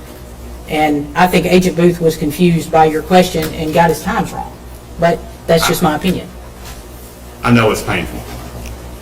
What's painful, Mr. Bates? Saying that Agent Booth lied under oath to the court. I'm going to object to that characterization. That's not at all. Now,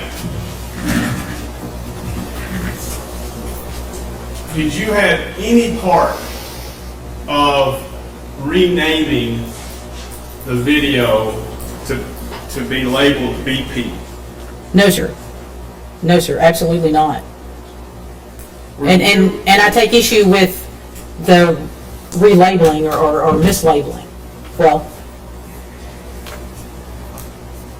when the discovery was being prepared, when everything was being prepared to provide in discovery, the district attorney's conference hired an intern to come, and that person stayed in our TBI office for probably months. He had to copy things that were on CDs. We didn't really have external hard drives then. You have to remember this was, 2015 when he was doing this, so a lot of things were on CDs or DVDs, and then a lot of stuff was still paper copied. So he spent a lot of time duplicating everything that was in this room. We had a room at our office that we called the Bobo room because that's where all of this material was kept. And he was tasked with copying everything out of that room. And if he had a question, he came to us and asked. So he copied it. And if that was the only thing that was inadvertently labeled differently than the way it was on the CD, well, I'm surprised there wasn't more. I fat finger stuff on my computer every day. But no way was it ever intentionally done. Not saying it was intentional by you. Okay. As I understand from Agent Joe Walker's testimony in May, as an intern that had it, and it went from BP ATM to BP. I don't remember what it looked like on the end. So when it went from there to discovery, that's what it would have been for the DA, and they would have copied it and provided it to the defense. But this intern knew nothing about the Bobo case. And so, if it was labeled BP, and you never watched it before trial, and you think Agent Booth didn't watch it, you can say confidently, can't you, that no representative of the state of Tennessee watched that video at 11:12 a.m., correct? I don't know who else would have watched it. I can tell you that I did not watch it. That time frame had never become relevant. There was never any mention of an ATM or any of the defendants or Shane Adams going to the ATM that day in our statements to them. We would not have known to look forward on the video that Agent Dykes described earlier today to look at 1111. And furthermore, I can't tell you that that's a Silverado truck in that video, and you certainly can't make out anybody that's in that vehicle. And have you seen these documents before? Yes, sir, I have. And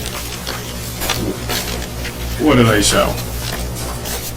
Page 1 is Agent Walker's investigative report concerning a subpoena that he issued to the bank for Shane Austin's bank records. To be clear, what date was the subpoena? Let me find it. September, it's hard to read the judge's writing. September 30th, 2014. Okay, this was way prior to me. Yes, sir. Okay, Yes, sir. and the state issued a subpoena for Shane Austin's records. Yes. Then the state received the ATM that the ATM showed, the bank record showed various transactions. Yes, The results of this subpoena are at the back, yes. And that's in 2014. Yes, So the state's been on notice since then. There's an ATM withdrawal from that day. yes. And at no point did anybody, either Joe Walker didn't know the ATM video existed because it was labeled BP, lied, looked at it, and lied about it. Those are two options, right? I'm sorry, was that, Yeah, that's fine. was that a question? Yes. All right. So your question to me is Joe Walker either didn't look at it or he looked at it and lied about it? Right. We didn't have a reason to go look at the ATM video. These are not timestamped. Shane Austin never told us that he went to the ATM on the morning that Holly was kidnapped. Zach Adams, Dylan Adams, neither of them either said it either. So there was no lead to chase down to find the video of that time. However, if it had happened, we would still be left with a grainy video of a vehicle, of different vehicles. In fact, because there's no timestamp on here, we would be looking at every vehicle that came through the ATM.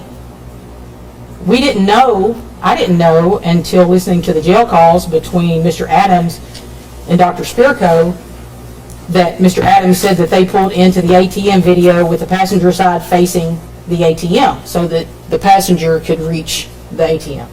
Which is exactly what the video showed, right? It does show that, but we didn't know that. I understand. Mr. Adams, Shane, Dylan, none of them ever said that. So getting these records that show that there was an ATM withdrawal, it doesn't have a timestamp. So we could have looked at the ATM video and seen, I don't know how many cars came through there that day. If it was 4, if it was 44, I don't know. But we would not have been able to see which vehicle Shane Austin was in. You would agree that it, Silverado matched one of the several vehicles y'all had impounded from the defendants in this case? Again, I can't say that that's a Silverado, if it's a Chevy or a GMC. I can't tell. Okay. But there were a fleet of vehicles that between Autry, Dylan, and Shane, and Zach, that we did impound and search. And Yes. is one of the reasons you wanted the actual ATM footage from the bank to see if they had a better copy instead of the grainy footage? No, sir. The backstory with the ATM, are you talking about the DVR? I'm gonna call it the DVR from the ATM device itself. Yes. Is that what you're referring to? Yes, ma'am. Again, it goes back to jail calls between Mr. Adams and Dr. Spirko. I overheard a call where she was telling Mr. Adams that the subpoena had been issued to the bank for video footage. And she went on to tell Mr. Adams that she had had contact with someone who used to work at the bank, and there was a DVD of video footage from 4/13/11 that TBI had refused to pick up back in 2011. Well, I took issue with that. I didn't believe that to be true. However, I needed to vet that and run that to ground. So I reached out to the bank as well. And they told me that they had received a subpoena from you, I assume, for that footage, and they were going to provide it to you. And I asked if I could have a copy of it, and he said, yes, give me a subpoena, so I did. And when I got that footage back, it was very limited. I forget, just a very brief amount of time. Same time frame of Terry Dykas's journal entries, wasn't it? I don't recall, but it was early in the morning, and it wasn't as much footage as Dr. Spirko believed was on it based on the phone calls that she had had with Mr. Adams. So I called the bank security guy back, Mr. Mayfield, and asked him, was there any additional footage? And he said that was the only DVD that he had, and it was left over from that security person that had worked at the bank back in 2011. So from there, he told me that Dr. Spirko had asked him for the recording device inside the ATM itself. Again, I'll just call it a DVR. I don't know if that's what it is, but that's what I'm going to call it. And he told her she needed another subpoena, and she said, okay, I'm coming to get it. Well, that concerned me. If there is footage that needs to be recovered and we never got it, well, I'm obligated to do that. but also Dr. Spirko is not law enforcement. At that point, she was not working for you, and I had no idea what she was going to do with that. If there was footage that we didn't get and it was recoverable, I had to do diligence to find that. So I asked Mr. Mayfield what he needed for me to get that recorder from him, and he said a subpoena. So I sent him a second subpoena, and he facilitated getting that recorder back to us. Criminal investigative subpoena. A TBI administrative subpoena, yes. Right. And the video on the disc that the defense counsel received, we received it because I used a subpoena power of the court and asked the clerk to issue it, correct? I'm not sure what method you used to get your subpoena, Mr. Bates. Okay. I don't know. And you asked Mr. Mayfield to sign a statement that he would keep that confidential. I did send a confidentiality notice with the subpoena because at that point, and I'd have to verify the dates, I just don't remember, but at some point during this time, Mr. Adams was using another inmate's pen to make phone calls and was talking more freely using that inmate's pen. And he and Dr. Spirko had several conversations about making sure that that was kept secret so that we weren't aware of the phone calls they were having. I was afraid that if Mr. Mayfield alerted Dr. Spirko that a subpoena had been issued, that she would figure out that we were onto this other pen where they were talking. So I was trying to glean additional information from those phone calls without them knowing that I was listening to them. So that's the reason why potentially better viewing software from April 13, 2011 was kept by the state and kept confidential from me. I don't know what you're talking about, Mr. Bates. Could you The explain? video, you agreed, there's a chance the ATM DVR was going to have a format that we could see more clearly the passengers in the vehicles that drove by that ATM on April 13, 2011. I have no idea what the capabilities were of that DVR. So when I got it, I gave it to our technical folks, our experts in our office, and they made a copy of it, which was provided to your office. After I brought it up, right? Sir, You just, I don't know how all of that played out. However, a copy was provided to your office. What we learned, or what I learned from our digital experts, was that the last footage, the oldest footage on that DVR was from sometime in 2016. And Mr. Mayfield had told me that the DVR was taken out and replaced with newer equipment, I assume, in 2017. So our expert said that 2016 was the oldest footage that was on there. So according to him, there was nothing on that DVR from 2011.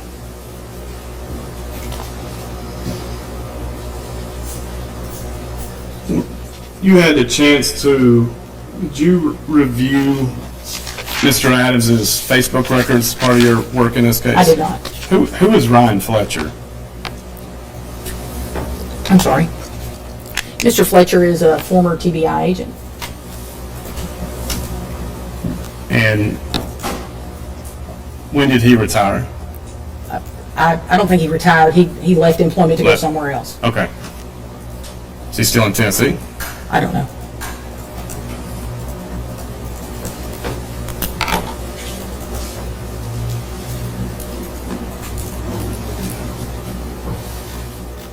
I take that back. I don't think he's in Tennessee. I think he's in the DC area. Okay.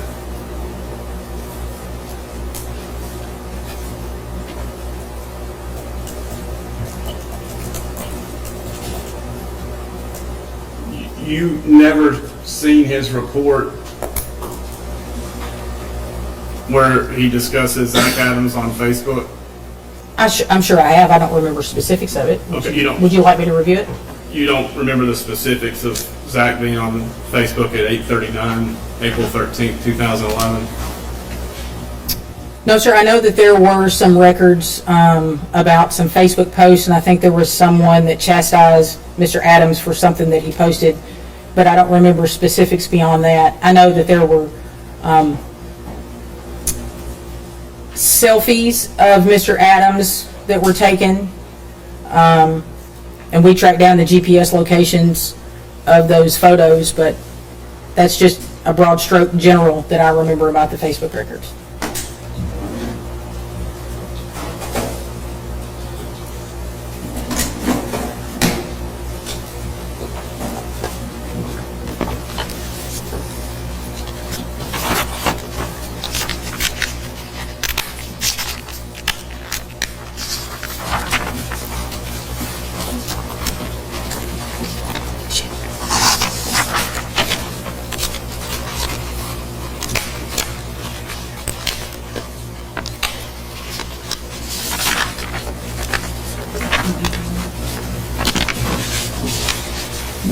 Handed you a document that was pre-labeled 2264. Objections to its entry. It's not by Agent Ferguson.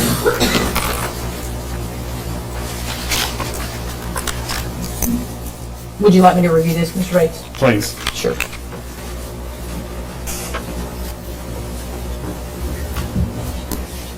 I've reviewed it.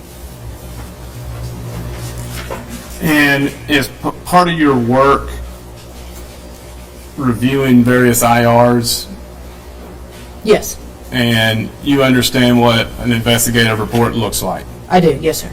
And just to be clear, investigative report has a heading with the case agent and an author, Yes. which this has, Yes, sir. activity date, report date, which this has, Yes, sir. approved by, which this has, Yes, sir. a description, Yes, sir. an IR number and a case number, Yes. and then the suspects and the victim. Yes. And in your opinion, man, does this look like a valid investigative report kept in the normal course of business of the Tennessee Bureau of Investigation? It does. Your Honor, I move to enter it into evidence. Objections. No objection. Exhibit 100 in evidence. Now,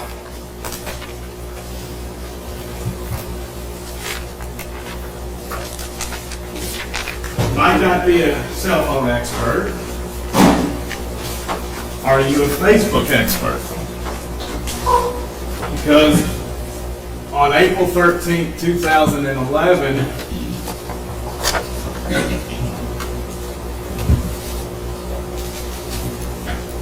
where do you account for Zach being on Facebook at 8:39 that morning? Well, a couple of things stand out to me in this IR, and they're not sequential, so I'll start with the first one. It says, Facebook no longer has records from 2011 for Adams logging into his Facebook page. Up further on in the third paragraph, Agent Fletcher says that Adams used his computer to access Facebook. There's no way to know if it was Mr. Adams, just that there was a login on the Facebook. So I have an issue with the way that this was written, and I didn't catch it at the time.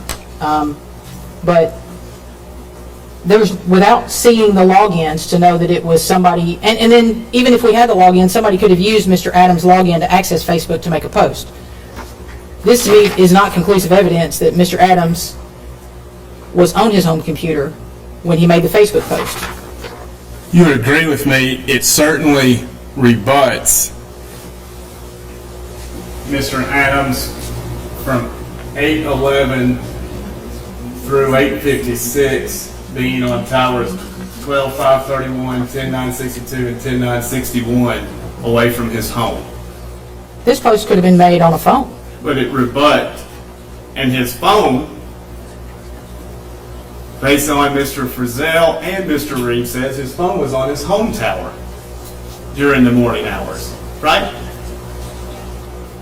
I'm not trying to be argumentative, sir, but I don't remember specifically to say that for sure is where it was. Just to be clear, the only explanation for the competing Facebook and cell phone information that cannot be manipulated is Zach must have been traveling without his phone that morning. I can't say that with any certainty, sir. Otherwise, his cell phone was on his home tower during the middle of the night, in the early morning hours. He could have made a Facebook post using someone else's phone, He could using have. someone else's computer. I don't know, sir. But the 8:39 window is the time frame where Miss Bobo's cell phone, there was no activity on cell tower 10961, according to Marshal John Walker. The same marshal that the state of Tennessee tried mightily to discredit. Right? Sir, Yes.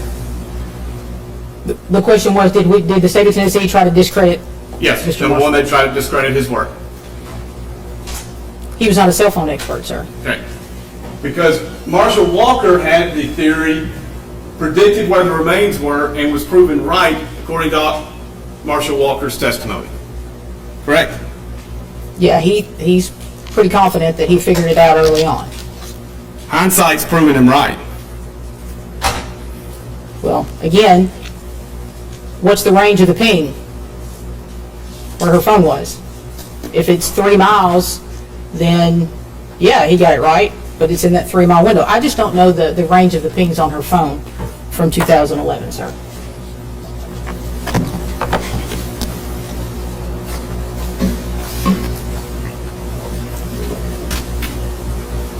Can you help reconcile for me this? May of 2025, Brent Booth says, September 2017 and May of 2025, the Sheila Kilser's phone call changed everything.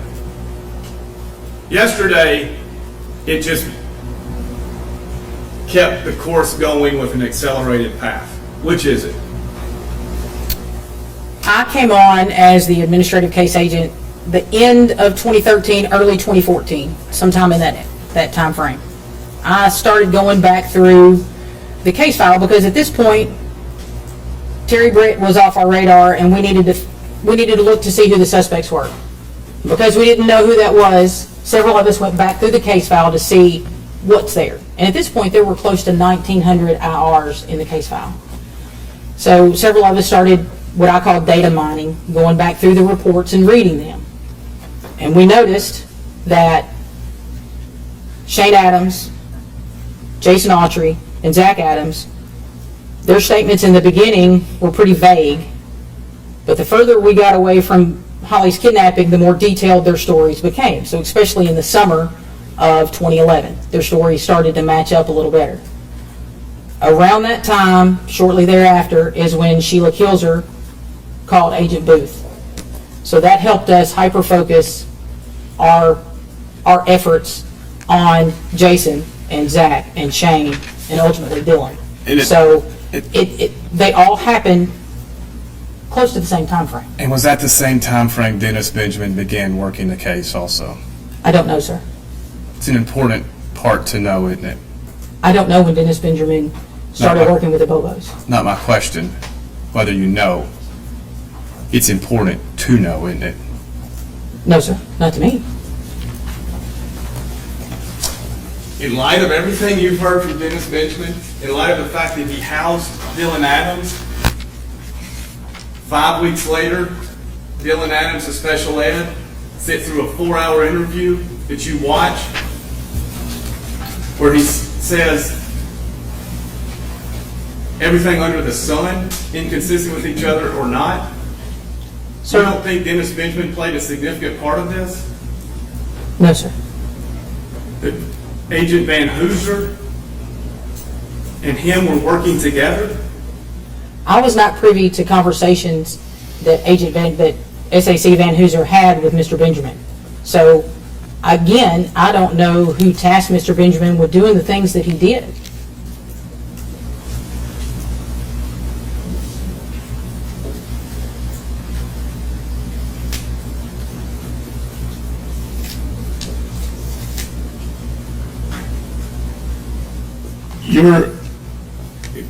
You've reviewed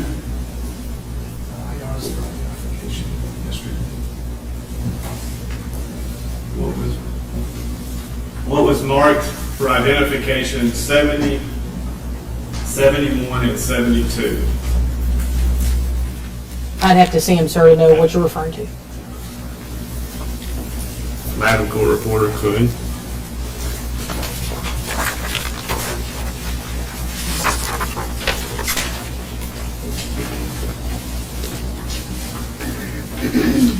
Seventy-one and 72? 70, 71, and 72.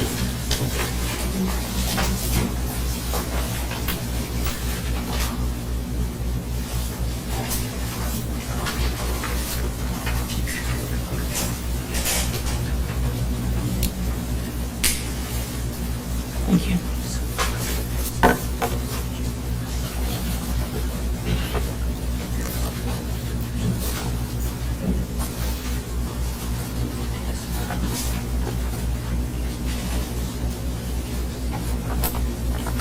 I have them, sir. All right. Did you, when Sheila Kilzer became an important witness, did you do what y'all did with other people and say, hey, give me everything involving Kilzer. Let's see what we got. Yes, yes, All sir. right. So you remember looking at IR 1490? Eventually, after Agent Booth, let me get my time frame here.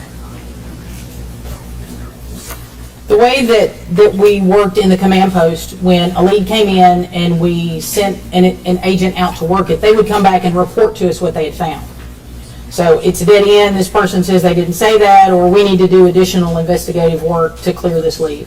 So I learned of this from Agent Booth orally when he came back to report what he had found, and eventually I saw the IR. Okay. But we don't go work a lead and immediately do the IR and then it's in front of us. There's a process for how that happens. And can you look at IR 1489, which was ID 71?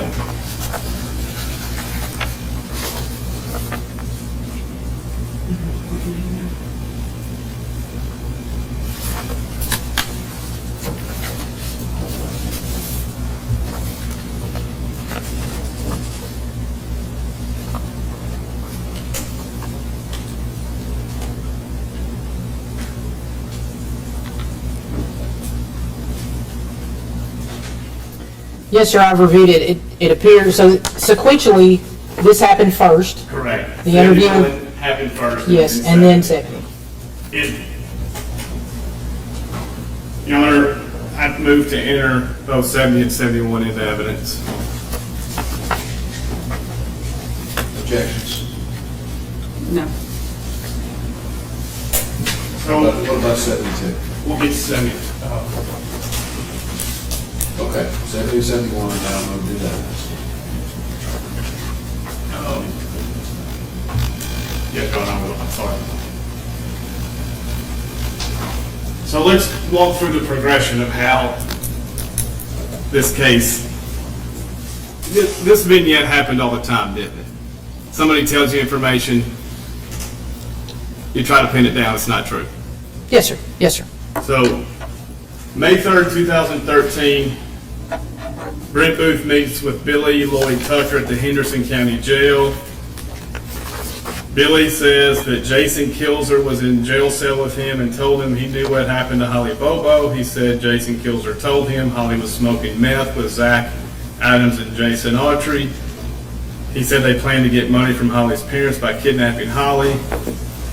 He said Jason took Holly from her home that day and took her to Zach Adams' grandfather's house in the north end of Decatur County or southern Benton County. He said they held her there until Holly wanted to leave and Zach accidentally killed her. He said Zach choked her until she died. He said that Holly's body was put in a well at the north end of Decatur County. Dylan Adams, Zach's brother, told this to Jason Kilzer. He said Jason Kilzer lives in Scottsdale with his grandfather. Jason bonded out yesterday, May 1st, 2013. Then, May 2nd, 2013, Agent Booth meets with Jason Kilzer, and Kilzer immediately says, Mr. Booth, I know why you're here. I've heard from Billy Tucker what he's telling is a lie. I knew nothing about Holly. I would tell you. I'm sorry, are you asking me, is that what the IR says? I'm No. waiting for the question, sir. The question is, you agree this shows the lack of credible information being presented to the state of Tennessee? Objection, Your Honor, to that characterization of the question. I don't Or that terminology. That's for Your Honor to decide, the credibility of the information, not for Mr. Bates or this witness. Or she could say no, as she's somewhat been pointed to. All right, I'll allow the question. Objection overruled. Would you ask it again, sir? Well played. All right. Would you agree? You have one witness saying another witness says something incriminating. You go to that other witness, they say, that's not true. That's what happened, yes. Nothing. It appears Jason Kilser's out of jail at this time. Or do you know? I don't know, it doesn't say, well, it's blacked out, so I don't know if Kilser was in jail when Agent Booth talked to him or not. This copy is redacted, so I'm not sure. Okay.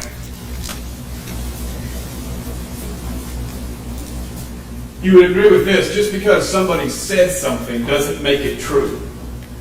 That's right. That's why you go and you try to vet it. You either run it to ground to say, we've hit a dead end, we can't prove this one way or another, or they admit that they lied about it. And that happened pretty frequently, very frequently in this case. My word, you view evidence that can't be manipulated. Facebook records, cell records, bank records, ATM videos, BP videos. Those are things that cannot be manipulated, you're right. Now, IR 72, IR 1883, Exhibit 72, IR 1883.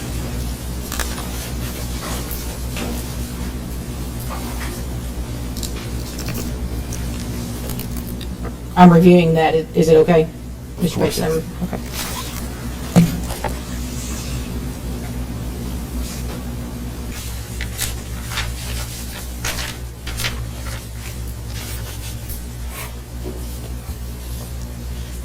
I've reviewed it. And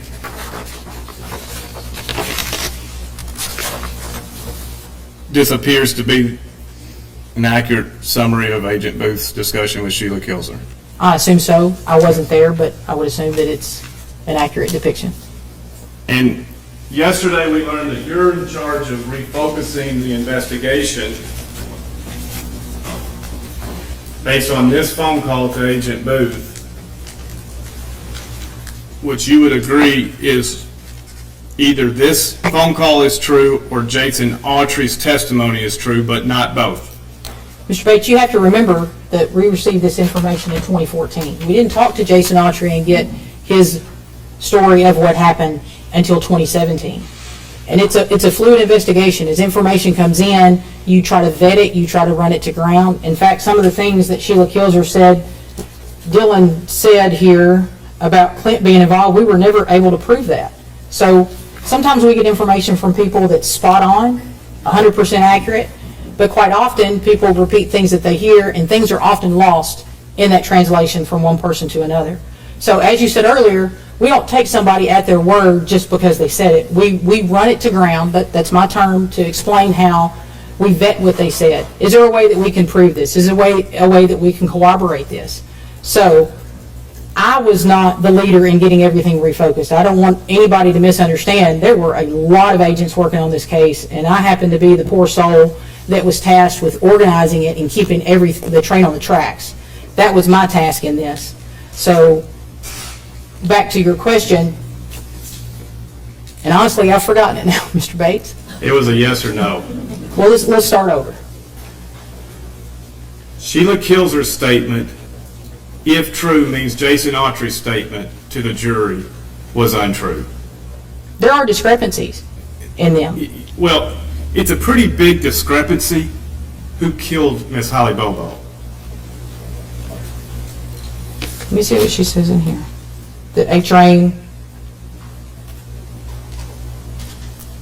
Middle of She the, says A-Train is Zach Adams, brother of Dylan. middle of the third paragraph, she said he told her he walked in on the beating that A-Train was giving Holly at his grandfather's house and that A-Train hit her too hard and killed her. Yes. That's not what vehicle they were in or what time of day, or if you hit her in the chest or the back of the head. It doesn't give those details. No, sir, it doesn't. It gives a far more important, who's responsible for the death.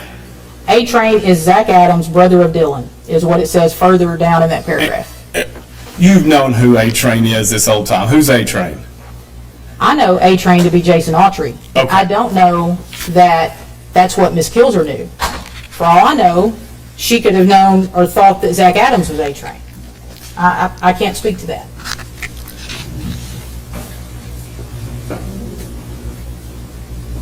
Jason Autry was charged with murder in March of 2014, correct? Yes. Sheila Kilzer, you agree with Mark Lewis?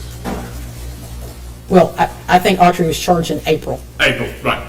Okay. Do you agree that Sheila Kilzer was trying to get her son a more favorable deal and part of why the change in position? No, sir. So Mark Lewis was not being honest to the court. I don't know that. I didn't speak to Sheila Kilzer. I never spoke to Jason Kilzer. I don't know that that was her end game. So you're asking me to make an assumption. I don't know. I didn't speak to her. I can't tell you what was in her mind. So obviously, SAC Mark Lewis had more information about this than I did at the time. So I would not suggest that he was lying. And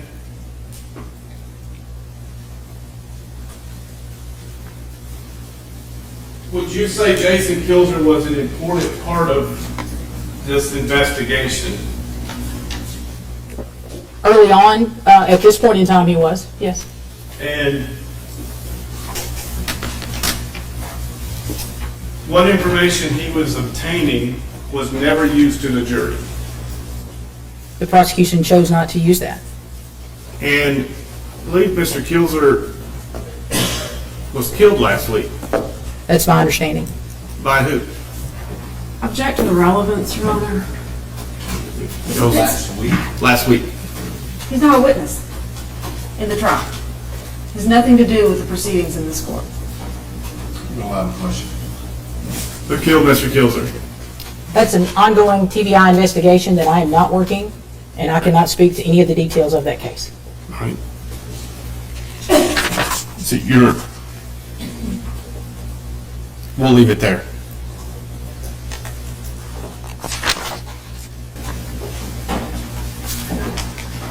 And the witness being provided what's been marked ID 73. Are you moving, you want to move 72 in? Yes, Your Honor.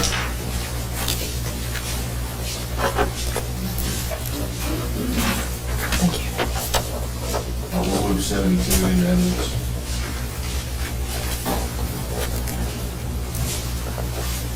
I apologize, Your Honor, I didn't hear. So I'll move 72 into Thank evidence. you.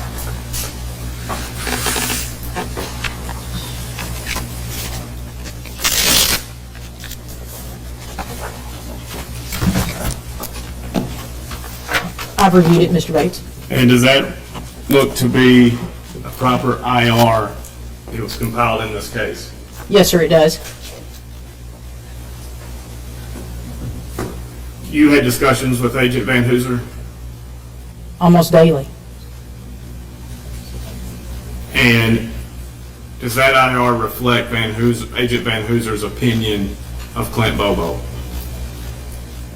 I can't speak to that. One would assume so based on the information that's in this IR, but SAC Van Hooser and I did not have a specific conversation about this that I recall. Okay.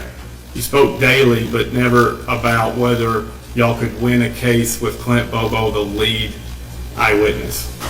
Is that what you asked the judge to believe? Well, that's not the question that you asked me, sir. I've rephrased it. Well, let's go again. You say it again. Did you have conversations with Special Agent Van Hooser about the difficulties of winning a case with Clint Bobo as the crucial eyewitness? I'm sure I did. Yes, sir. Van Hooser was concerned if that case could be won. With the information that Clint was giving us about the description, the inaccuracies of the description of the person that took Holly. Yes, that was a cause of concern. And Van Hooser is the one that got Dennis Benjamin involved in the case. That's the way I understand it. Yes, sir. I wasn't present when Van Hooser said, I'm going to call Dennis Benjamin and get this going. I know it happened. I don't know the circumstances of how it happened. You'd have to say Dennis Benjamin did a good job, didn't he? With what, sir? Getting people to say what was necessary for y'all to pick up the renewed effort. He didn't get Victor Dinsmore to admit that he was involved, so no, sir, I won't agree to that.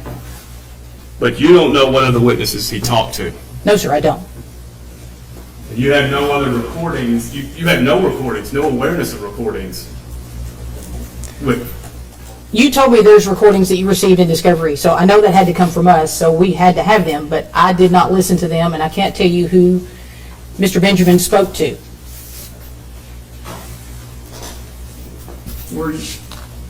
I have two blow-ups of documents that were incredibly tiny.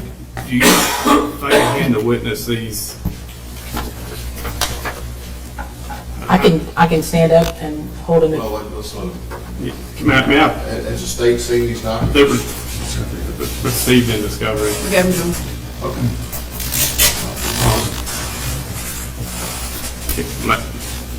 How are you going to do this, Mr. May they'll just present these to the witness.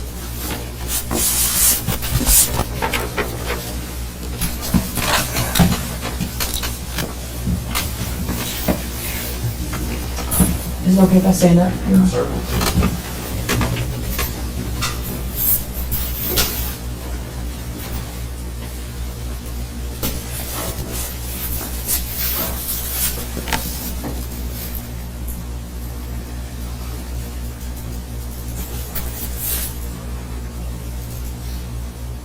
I don't know which one is first. I haven't looked at the times to see. Looks like this one may be the first one. Is that a document you created? I did not create this, no, sir. Do you know who did? No, sir, I don't. I don't see anything on it that says who created it. Typically, for diagrams like this, we use the analyst in our fusion center, but I can't say specifically that's how this one was done. That's fine.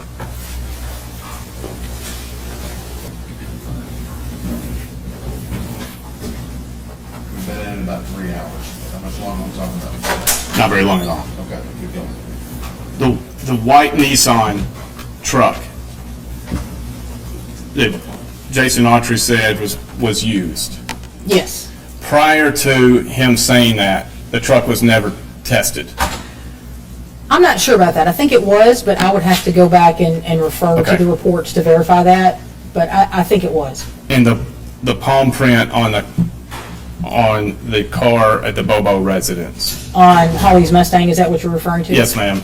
That was the 418, they were all excluded. They were, in fact, 29 people were excluded, to include Janet and Terry Britt as well.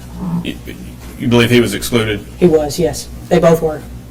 The evidence that was thrown out, has it been fingerprint tested? I don't recall. All the evidence I at don't the remain site, including the 380, was it tested? I deferred, I was not at the body recovery scene. Our violent crime response team came from Nashville, and at the time they were in Memphis, and they worked it together. Those forensic scientists, with consultation with supervisors, decided what to test. I know that I have since spoken to the forensic scientists about the possibility, could there have been fingerprints? And I know what they said, after something's been exposed to the elements, you're very, very unlikely to get anything off of that, DNA or fingerprints. So, to answer your question, it was not tested, but it was compared, it was put in NIBIN, which is a national database that compares firearms and shell casings to see if you can get a match. So perhaps you can match one crime scene to another. So I do know that it was put in NIBIN. In fact, I believe all of the 3 different caliber shell casings that were found at the scene were put into NIBIN. And you would agree with me, a lot of her, Miss Holly Bobo's personal belongings were at the remain site. Yes, sir. Valerie Trout's no longer with the TBI. That's correct. Why not? Object to the relevance, Your Honor. She'll be a witness eventually if I get her served.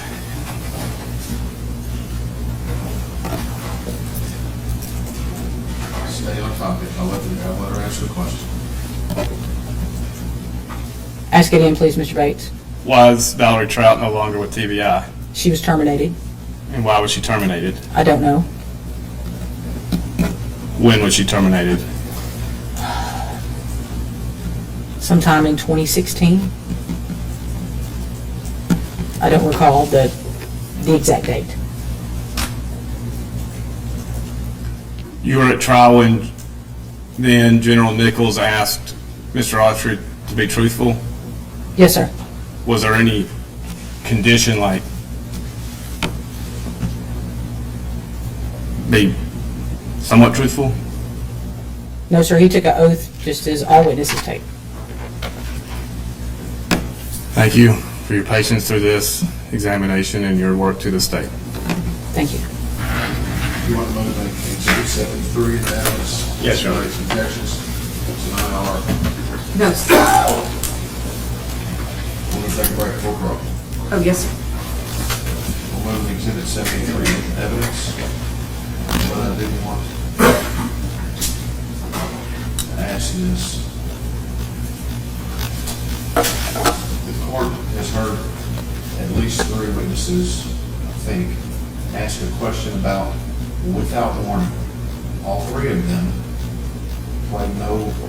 had no part in whatever that is. Is that going to be relevant to this court? This court has no idea what without warning is. From our side of things, he's been the one asking it. Possibly, but I haven't been able to connect it with these witnesses. Okay. All right, let's recess. You're not allowed to talk to anybody about your testimony so far, and not allowed to talk to the state about the cross-examination. Yes, Your Honor. But you can go take a break if you need to. Thank you, sir. All rise.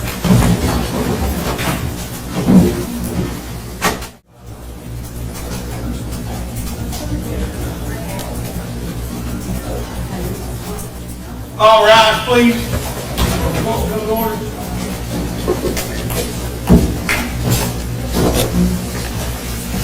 Thank you. You see the police?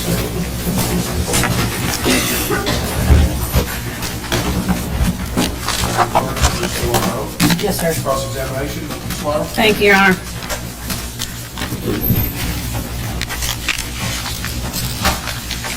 First contact that law enforcement had with the defendant was in the days after Holly's abduction, correct? I believe it was April 17th, 2011. Does that sound correct? Yes, ma'am. And that was with Warren Rainey, who saw scratches, correct? Yes, ma'am. I'm sorry. No, saw a mattress.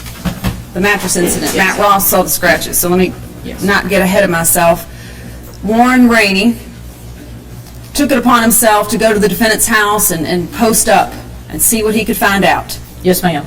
And in the course of that, saw the behavior, the bizarre behavior, whatever you want to describe it, of the defendant washing a mattress, scrubbing a mattress, and then taking off, running, once he knew the police were on his tail.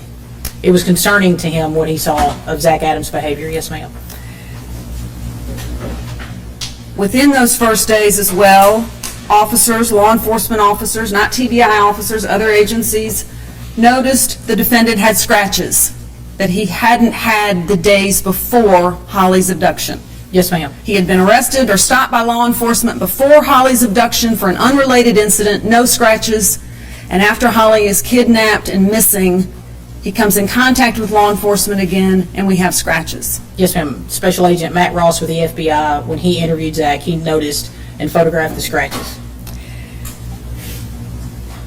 After that, Terry Dykes, other law enforcement officers with TBI, went out and took a variety of statements from the defendant, didn't they? Yes, ma'am. In fact, I think there's as many as 10, 12 different incidences, different IRs, is that about correct, of interaction statements between Tennessee Bureau of Investigation agents and the defendant, Zach Adams. Yes, ma'am. Some of those were done by the FBI as well, but there were numerous statements that Mr. Adams had given. Everybody working together for the same common purpose of trying to, in those early days, weeks, months, years, find the body of Holly Bobo. Yes, ma'am. Early on, we were hopeful we could find her alive. Bring her home. Yes, ma'am. How many of those statements did Zach Adams mention? I was at the Community South Bank with my buddies Shane and Dylan that day. 0. How many times in those statements did Zach Adams say, go talk to, and he gave you a name of somebody that you all went and talked to, and that person said, oh yeah, I saw Zach Adams that morning? No one. Did people try to lie and give him an alibi? No, ma'am. Did Rebecca Earp? That Rebecca Earp, we interviewed her multiple times about where Zach was that day and what she could remember and what she saw. When is the first time Zach Adams ever mentioned to you or anybody that he was at the bank helping his buddy Shane withdraw money? May of 2024, I overheard it on a jail call between Mr. Adams and Dr. Spirko.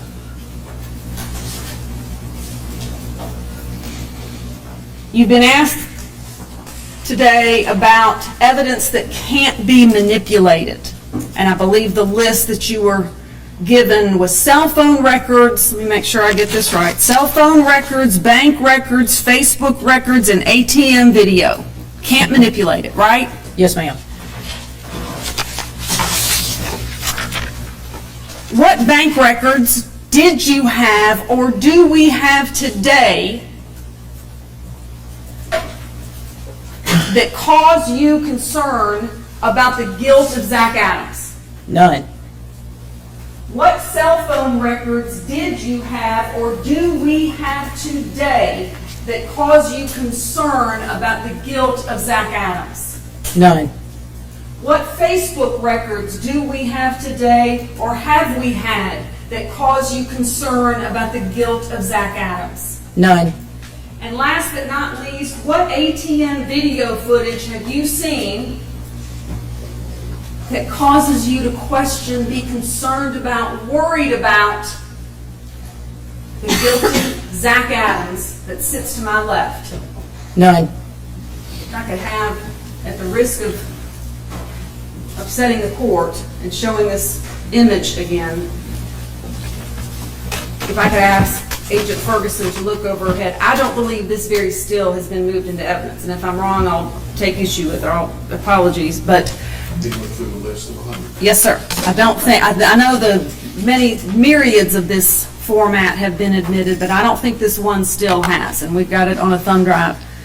This is the ATM video that we've been talking about, right? Yes, ma'am. A still of the ATM video. Sitting here today, you don't know what kind of car that is. No, ma'am. How many times did Shane Austin, when talked to by law enforcement, how many times did he say, oh man, y'all got it wrong, we got nothing to do with this, we were at the bank, they were trying to help you get money out? 0. How many times did Dylan Adams say, did Dennis Benjamin get Dylan Adams to share this piece of information with y'all? No, ma'am. Again, where's the first time you hear it? On a jail call between Mr. Adams and Dr. Spirko in May of 2024. A year ago. Yes, ma'am. Here's a laser pointer, I believe. Do me a favor. And I would ask that this be, Let's just make this another example. yes, sir. 101. Thank you. And we've got the thumb drive here for the court reporter. You could take this laser pointer, may I have this passed to the witness, Your Honor? You may. Show me in that truck where Zach Adams is. I can't. Show me in that truck where Shane Austin is. I can't. Show me where Dylan Adams is. I can't. Show me where Jason Autry is. I can't.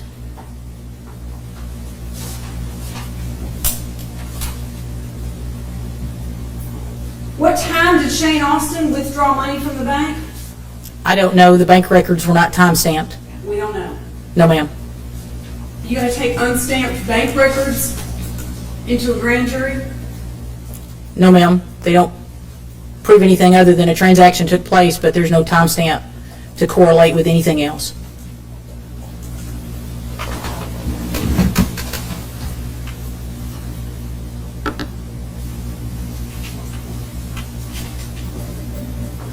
Is Dylan Adams Zach Adams' little brother or older brother?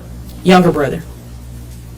This court has heard testimony about the relationship between Dylan Adams and the defendant and Dylan Adams' family and the lengths that were gone through by the federal court, by federal government to put Dylan Adams somewhere safe. That this was something his attorney asked for. That was the testimony yesterday. Yes, Is that ma'am. your recollection of how that transpired? Yes, ma'am. His own attorney was concerned about his safety and well-being were he to return to this community. Yes, ma'am. When he pled guilty in federal court, had there been threats to Dylan Adams by the defendant Yes, ma'am. directly and gotten word to him, correct? It was through another inmate. Zach was being held in the Chester County Jail, and there was a fellow inmate, I don't recall his name, that was going to be transferred to Obion County, and Mr. Adams sent word through this inmate that with a threat to Dylan, something to the effect of, I'll put her in the hole, I'll put you in a hole like I did her too, or something to that effect. If you had seen this still back in 2014, when you all were trying to move or moving the focus of the investigation off of Terry Britt, because that hadn't gone anywhere, and you were refocusing on the, 29 or so other suspects that you all had, mainly the 4 that we've been talking about, correct? Yes, ma'am. If you had seen this still in early 2014, what effect would it have had on you as an investigator? None. It has no significance.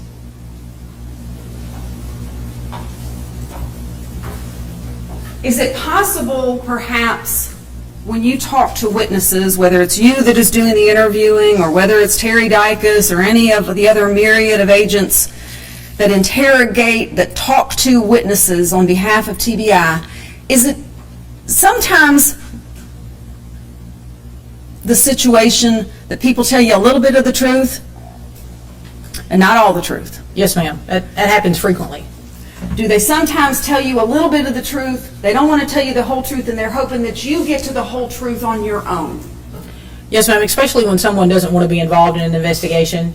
We see this in all types of cases. If a witness knows something or heard something, I want to tell you this, but I don't want to be involved. Or as you described, they give you a little piece of information and hope that you can track it down and find the rest out yourself so you don't have to use them when it's time to go to court. Is it also sometimes a situation that they tell you a little bit of information and they're holding back on other information out of fear? Yes, ma'am, that happened in this case specifically. What do you mean? Early on, when we started focusing on the Adams brothers and Mr. Autry, agents would go out into the community to interview people, and people were scared. They were scared of Zach and Autry specifically. Not as much Dylan or Shane, but the community was very scared of Zach and Autry. In fact, that's how we learned of Autry, that's how I learned of Autry having the nickname A-Train. And people described Autry would act 3 different ways, if he was high, if he was a little high, or if he was very high, and how mean he could be. So people were very, very reluctant to give us information, because when these people had been arrested, when Mr. Adams and Mr. Autry and the others had been arrested, they didn't stay in jail very long.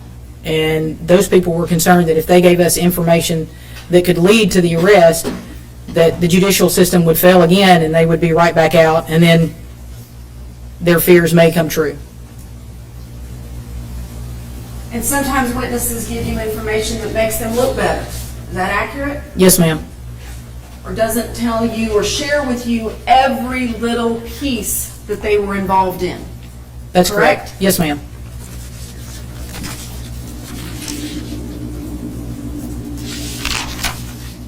Terry Dicus was relieved from this case when? Late 2013 or mid Probably 2013? mid 2013. Was that a common occurrence within TBI that an agent would be relieved from a case, taken off of a case? No, ma'am, I've never seen that happen. I had not seen it happen before or since. When you all started breathing new life into this, well, you were at the PowerPoint meeting. Let's talk about that for just a brief second. The PowerPoint demonstration. Yes, ma'am. Who in the room that was a law enforcement officer or a prosecutor found any credibility in what Agent Dicus was sharing? I don't remember anyone saying, yes, Terry's right, we need to move forward again on Brett. I specifically did not. I remember a conversation I had with Agent Dicus. Terry had a lot of absolutes in that PowerPoint. What do you mean by that? Particularly with the phone evidence. He said that Holly's phone, whatever point he thought was, this is where she was raped and this is where she was killed. Absolutely, these things happened here. And it wasn't absolute in my mind. How do you know that? I even asked Terry, how do you know that she was with her phone? Is it possible that her phone could have gone one direction and her body somewhere else? You know, all of these things. And he was adamant, no, it had to be this way. I've been an investigator at that point. I'd been an investigator for a long time. I've been one for a really long time now. And that's not how you work a case. That's not how you follow leads. You can't make assumptions, and you can't push a square peg into a round hole to fit a narrative that you want. And that's what I felt like, that was my biggest takeaway from that PowerPoint meeting, was that Agent Dicus was trying to convince all the rest of us what he believed and why Terry Britt did it. And if Terry Britt had done it, I would have signed a warrant on him. I would have taken it to grand jury and I'd have sat at the table to prosecute him. But we didn't have that. And I didn't feel like ethically I could move forward with what Terry was saying on the case, that this is absolutely where she was killed. Well, at that point, we didn't have her body. How do we know where she was killed? And we suspected that she was probably raped, but we didn't have that information at that time. So how did we know that? So I think Terry was making a lot of assumptions, and that concerned me. We suspected that she was raped for a variety of reasons. Some of that might be just based on your experience handling cases like this. But you also learned of statements the defendant made, correct? Yes, ma'am. I let Shane hit it. Yes, ma'am. Who said that? I believe that was the Carl Statler statement, if I'm not mistaken. That Zach had said it to Carl, that he let Shane hit it. What does that mean to you? That means that he let Shane have sex with Holly.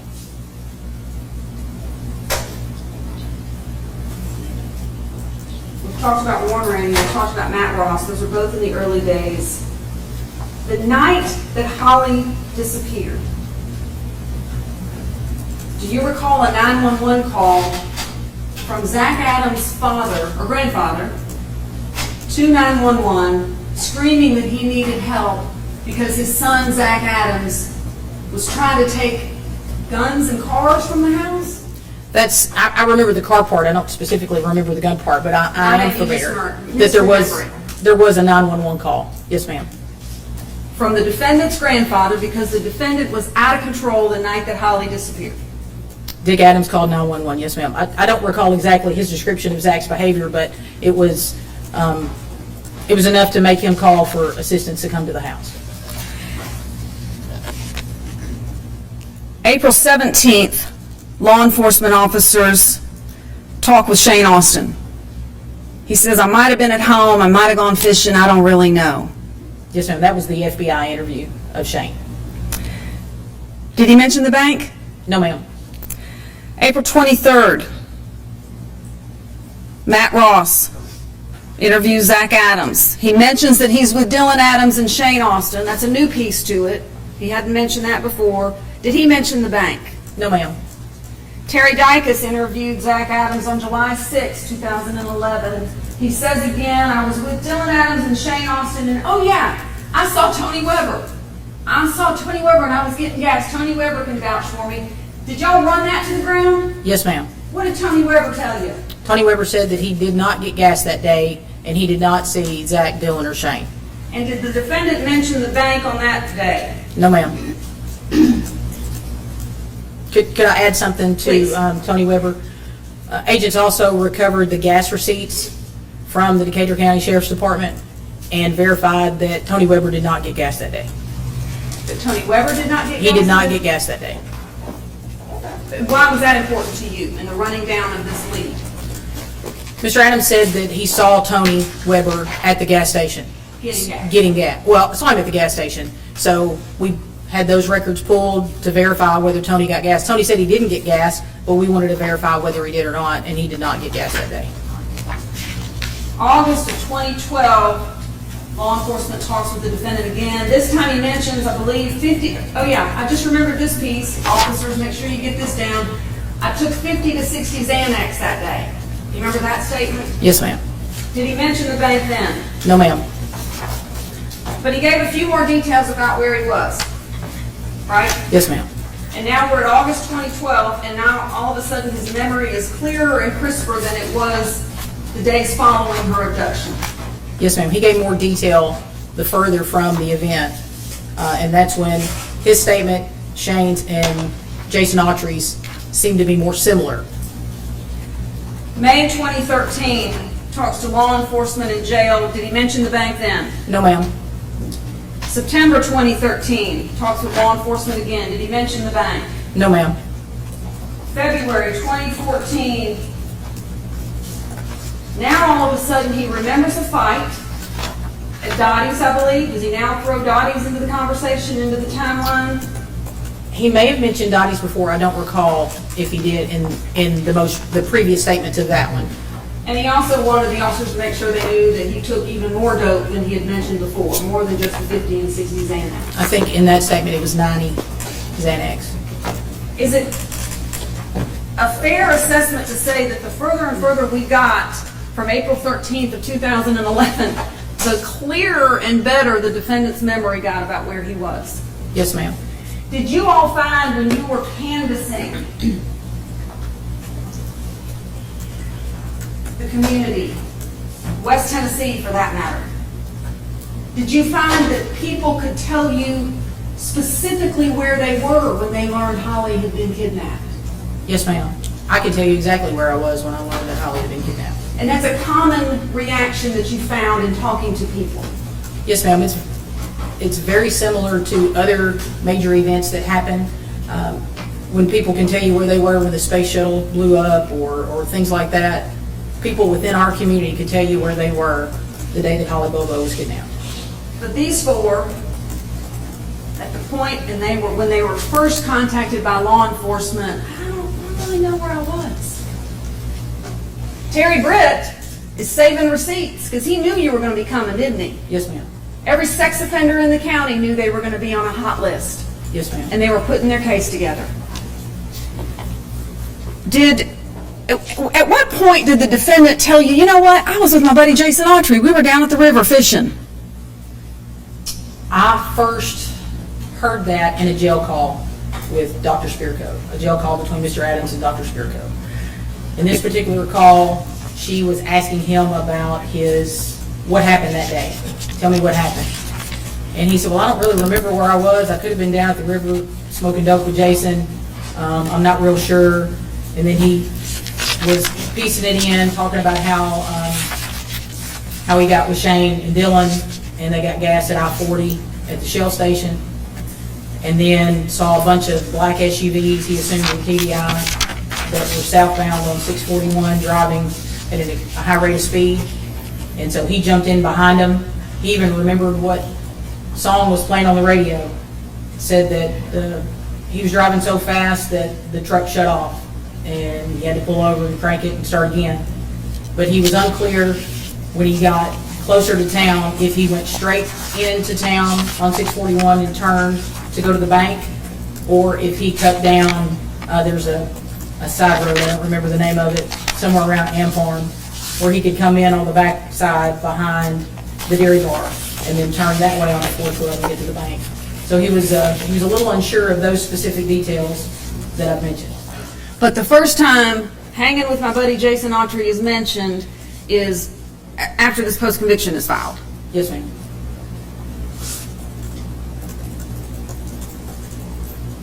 I'm going to ask Mr. Boyana to the map. We will, it might be easier for Mr. Bates and Ms. Etchie to come over here and see it if they want to. Okay. It's already an exhibit. No, sir. And I believe you still have the laser pointer? I do, I just have to figure out which button. I got it. What we may need to do, given how the legend is a little small, if Mr. Bryan could zoom out first so we can get the big perspective of this and show, what are we looking at? Yes. Gonna be zooming in and out. Is she gonna be pointing at things and making marks? How are we gonna put this on the record? We can put it on thumb drive, but we also have a blown up version that we'll substitute at a later date. Okay. For today's, To see how it goes. yes, sir. Do what you need. This is like a Google Earth map of Decatur County with several significant locations denoted. And no, it's not showing on there. It's not showing on It has there. an orphan on the screen. The legend on the right-hand side denotes what each icon is that's on the map itself and its significance. So, for instance, if you could zoom in, I can tell you what this map denotes, and then we can talk about where those things are. Gun recovery, ATM. And let me interrupt you. Are the symbols somewhat consistent with what they represent? Yes, ma'am. Our analysts that created that tried to do that. We have Brian Bitt's house, body of Holly Bobo, the church, location of the murder, Matco at Delta gas station, Tennessee River Bridge, Shane Austin's house, St. Austin's grandparents' house, Dick Adams' house, Shell gas station, another Shell gas station, ATM, Sonic, the Bobo's home, the victim's cell phone, victim's property, victim's SIM card, Victor Dinsmore's home, Zach Adams' home, and victim's property as well. All right. And some of those things on that legend, is it fair to say, are locations that the court has heard about over the course of this hearing? Yes, ma'am. And some of those are new locations? Yes, ma'am. And did the intelligence for the creation of that map, is it gathered from all of the interviews and information that you all have in this case from the beginning to where we are today? Yes, ma'am. And the location of the items that I read aloud there, as they were found, we went back and just made a map that was inclusive of all of those things. All right. And how far down? Make sure Mr. Biana's got. Is the farthest south point on the map shown on the big screen? Hold on a second. Ms. Franks, somebody step down to the DA's office. They have a pointer. With the pointer. We're trying to find this. Oh, thank you. Go ahead and give it a shot with what you got. You can use your finger at this stage. You'll step on down. If you can reach it. They'll have to bring the screen down. Yes, ma'am. What is the farthest south location depicted on that map? Here it's a gas station. I'd have to refer to the legend again, but I believe it's going to be, that's the Matco Delta gas station. All right. And why is that location significant? Why was it significant? That's where Zach Dillon and Shane said they got gas when they got to Parsons from coming from I-40. One of the places that they stopped that day. All right. The blue icon above it, what is that? That's a gas station as well. It's a Shell gas station. All right. Why is that on there? That's one of the places that one of the defendants said that they had stopped that day in the late morning, afternoon hours when Holly was in it. Okay. Right above it, the green with the S. What is that? That's the ATM at Community Sound Bank. Okay. The one that we talked about, the one that the court has just seen the footage from, Yes, ma'am. the window. Okay. You attended the trial, correct? Yes, ma'am. The jury heard testimony from the defendant's own expert that the defendant's cell phone was pinging off of the tower closest to those 3 locations that you just highlighted for the court Yes, ma'am. I remember at 11:15, between 11:15 and 12:10. I don't recall those specific times, but I know that it was close to noon and that they were in the Parsons area. Yes, ma'am. Okay. All right. If you could, Mr. Bernard, zoom out. Where is, and it may be that we need to wait for the pointer, and I'll ask you some more questions while we're waiting on that to be retrieved so that I don't think your arms are long enough to reach the top part of this. Thank you.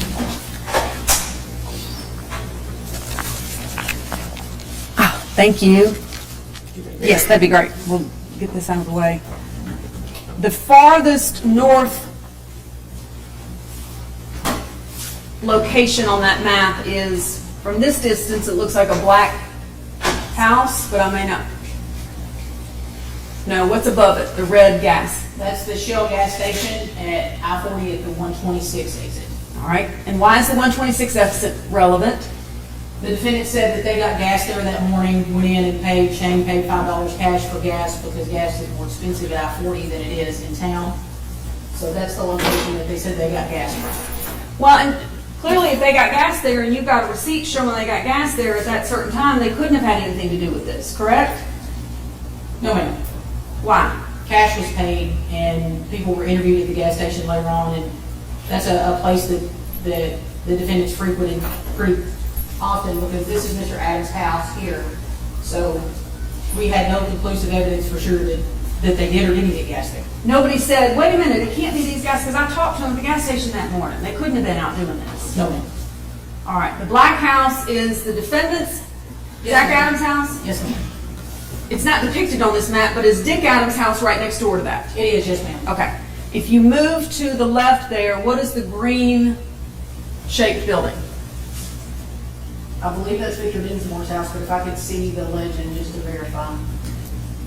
Yes, ma'am, that's Victor Dinsmore's home. All right. He lived at the time. Okay. And then right to the right of that, the gray and reddish. This one? Yes, ma'am. You talking about? Yes, ma'am. But I see the legend just to be sure. So that's Brian Vitt's house, and the gray is Shane Austin's grandparents' home. All right. And the blue? Shane Austin's home. And all the way down to the left, the kind of purplish bluish. This home? Yes. That's the Bobo home. All right. All right. Thank you. You can have a seat. If we, I don't believe we've marked that yet, Your Honor, but if we could mark that as the next numbered exhibit. No, Your Honor. Exhibit 102. Well, I have the ability, don't have it on the electronic to compel the state to put it up during redirect. Mr. Boyan, We'll put it up. for that one. Yeah, we'll put it up there. Yeah, I'll put it on a exhibit and I'll put it there. Thank you, Your Honor.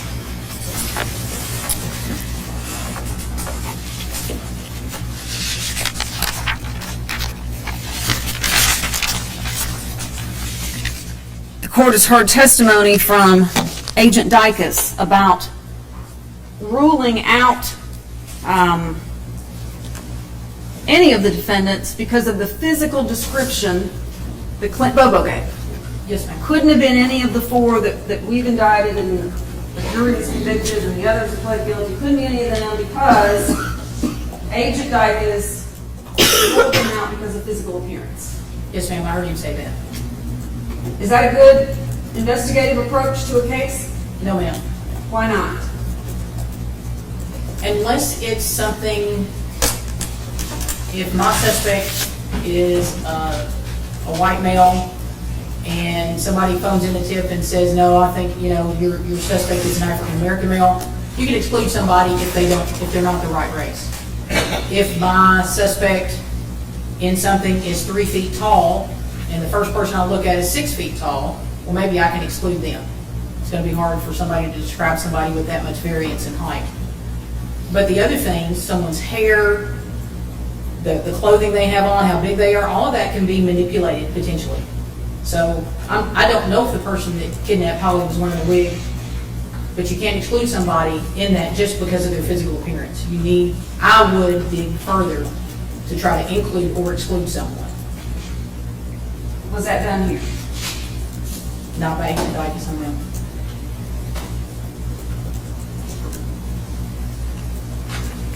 He also testified that he ran Jason Autry's alibi down to the ground. Is that what you found to be true when you started digging in deeper on this case? No, ma'am. I was surprised when Agent Dykes said that he had talked to Jason Autry's employer because there's no documentation to support that. That's the first I'd heard of that. There was no IR documenting that he talked to either Jay Taylor or Michael Douglas. I don't know where that IR is because it's not in the file. Did someone later go out and interview him and find out that, in fact, Mr. Autry had not been at work that day? Yes, ma'am. Do you recall who that was? I believe it was Agent Trout. Okay. And Your Honor, I just defer that to Agent Trout's testimony if she's going to be here. It's hearsay. I've asked to strike it. We'll hear from Agent Trout. She will appear. it's not a statement. I asked her if she had any information as to who conducted that interview. She's not conveying what the interview was. So her information is the administrative case agent and reviewing all the IRs. The question was, did you find that information to not be true? I said, who conducted that investigation? She'd already answered that question. There was no objection. I asked who did that. And she answered with a name. In a roundabout way, it was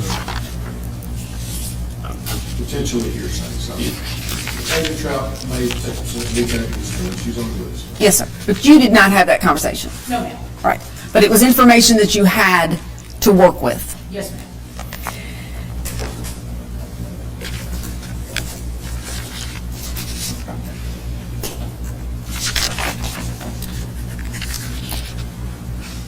How many square miles, to the best of your ability to estimate, did this investigation cover? I have no idea, but if we're talking every lead that came in, we had leads all over the United States. Leads that were not good leads. It wasn't Holly that was seen at Walmart in Duluth, Minnesota, but every lead that came in was vetted, and it took time and agents and other law enforcement dedicated to run that to ground. So as far as specific to Decatur County, ever how big Decatur County is, I have no idea. And that was the area, and then some, that was searched and searched and searched multiple times, correct? Yes, ma'am, it was. There were a lot of civilian volunteers that were out searching, and folks mean well, and they want help. I'm sure they felt helpless, and that's something just about anybody can do. But those people are not, the civilian population is not trained on how to search. Most civilians, when they want to go out and search for a missing child or missing person, they're looking for that person standing in the middle of the field, waving at a policeman, save me. Those people are not trained to search for remains and evidence and indications of a violent crime happening. So, in all honesty, I can't say that the areas that the civilians searched, that they really were searched. Sitting here today, you're not, well, let me ask you this. What was given to you, what was shared with you, what you had learned through the course of your investigation from these defendants, It is not your testimony that everything they have said and every bit of it is the truth. No, ma'am. Do you, as you sit here today, believe everything that Jason Autry said in the way that he said it? No, ma'am. Is it your belief as you sit here today that there was a little bit of self-preservation going on there? Yes, ma'am. I believe his statement was self-serving. Do you also believe, as you sit here today, that Dylan Adams, his statements and information that he shared with law enforcement, was self-serving in some aspects? Yes, ma'am. Is it, I'm sorry, I thought you were talking. Is it safe to say that bits and pieces can be true? Yes, ma'am. And that we have to put it all together? Is that your job as the investigator? Yes, ma'am. And ultimately, who makes the ultimate decision? On prosecution, Not on prosecution, on guilt or innocence. the jury. The jury does. And it's all laid out for them. You attended the trial, correct? Yes, ma'am. The defendant was there. Yes, ma'am. Today, as he sits here in front of this hearing and as he's been present for these sessions, he's in jail clothes. He's Yep. handcuffed. He's escorted every time we take a recess by officers, correct? Yes, ma'am. Is that how it was during the trial? No, ma'am. What was he dressed in? He was in civilian clothes. He was wearing a suit every day. Were law enforcement guarding him as close as they are today? They were in the courtroom, but I don't think they were sitting as close as they were, or if they were in plain clothes themselves, not what these TDOC officers are wearing today. And when the judge would take recesses, he's dressed in a suit and he's being walked out by his lawyer. Yes, Correct? ma'am. Yes, ma'am. Do you know why courts do that? Why it's different today than it is when we've got a jury going on, a jury trial? So the jury isn't prejudiced By by jail clothing, handcuffs, leg irons, knee braces. They don't see it, do they? No, ma'am. They have no idea that he's in custody. No, ma'am. Before the trial, had you met Jennifer Thompson? Well, before the trial, yes, I had. All right. But not before the Bobo case. Okay, you've never had cases with her before? No, she represented defendants. No, ma'am. When did you first meet her? Do you remember? I don't. It was probably at Mr. Adams' appearance at court. And I don't even know if we met or just she was there and I was there. I don't know that we ever had an exchange at that court hearing. All right. Did you, later on, as this case progressed, have more interactions with her? Yes, ma'am, I did. Why so? Through the discovery, when discovery was turned over, Ms. Thompson, if she had questions about something or she needed more information, or if she found something that she couldn't read, she would reach out to ADA Jennifer Nichols, who in turn would push that information to me, and then I would research whatever Ms. Thompson needed and push that back to Ms. Nichols, who would get it back to her. There were occasions, just due to geography, that ADA Nichols told me that it was okay to give Ms. Thompson discovery directly, which is unusual. Typically, when we turn over discovery, we give it to the DA's office, and the DA's office gives it to the defense. But because Ms. Nichols was in Memphis and Ms. Thompson was in Nashville and I'm in the middle, sometimes it just worked out better for me to be that conduit for that. And when that happened, Ms. Thompson or whomever she sent as her representative would sign a property receipt documenting the exchange of whatever that item was that I provided to them. And in the course of this case and getting ready for trial and making sure the defense attorneys had what they needed, there was discovery that was given that was paper format, correct? Like emailed to people? Oh, yes, ma'am. Delivered on a disc, but there were also big items that had to be viewed, correct? Yes, ma'am. We had Things that couldn't be large delivered. items. Yes, ma'am. Large pieces of flooring and furniture and vehicles and things like that. And that was all viewed by the defense attorneys. Yes, ma'am. On more than one occasion, Yes, ma'am. would you say that the discovery process in this case was Ms. Thompson engaged in the discovery process? She was more engaged than any of the other defense attorneys were. A specific example, once in the Jackson office, let me preface this, there was so much evidence related to this case, it was in different locations for TBI. Some was at TBI headquarters in Nashville, some was at our TBI lab in Memphis, and some was at our Jackson office. And then the things like the vehicles and the boats and those types of things were at the Decatur County Sheriff's Department. So we had stuff in a lot of different locations because at that time, no location was big enough to hold everything. For the Jackson evidence specifically, when Ms. Thompson came and went through it, there were some pornographic magazines that were collected somewhere along the way. I don't recall where they were. Who was present during this particular viewing session? I was, Special Agent Joe Walker, Special Agent Brent Booth, Ms. Thompson, some of the other defense attorneys, and then whomever they brought as support staff for each individual attorney. So there were a lot of people in the room, but specifically to the pornographic magazines, Ms. Thompson took pictures of everything. And the pornographic magazines, I remember, we had a pretty good system going of opening the bags, everybody signing that the bags were opened. We would remove the evidence, people would look at it, take photographs of it, and then we would rebag it. Because we didn't want to get 5 different items out of 5 different bags and then have to figure out which particular piece of evidence went back in what bag. So Agent Walker and Agent Booth and I devised a system to keep it flowing smoothly. When we got to the pornographic magazines, it came to a screeching halt because Ms. Thompson wanted to take pictures of each individual page. So that's what we did. We stopped and let her do that. And Much to the frustration of the other attorneys present? Is that Oh. a fair assessment? yes, ma'am, they were upset. They told her to move on, and she refused. She took a picture of every single page in those pornographic magazines. And did she engage in those same diligent practices, viewing all the evidence at Yes. that particular location? Yes, ma'am.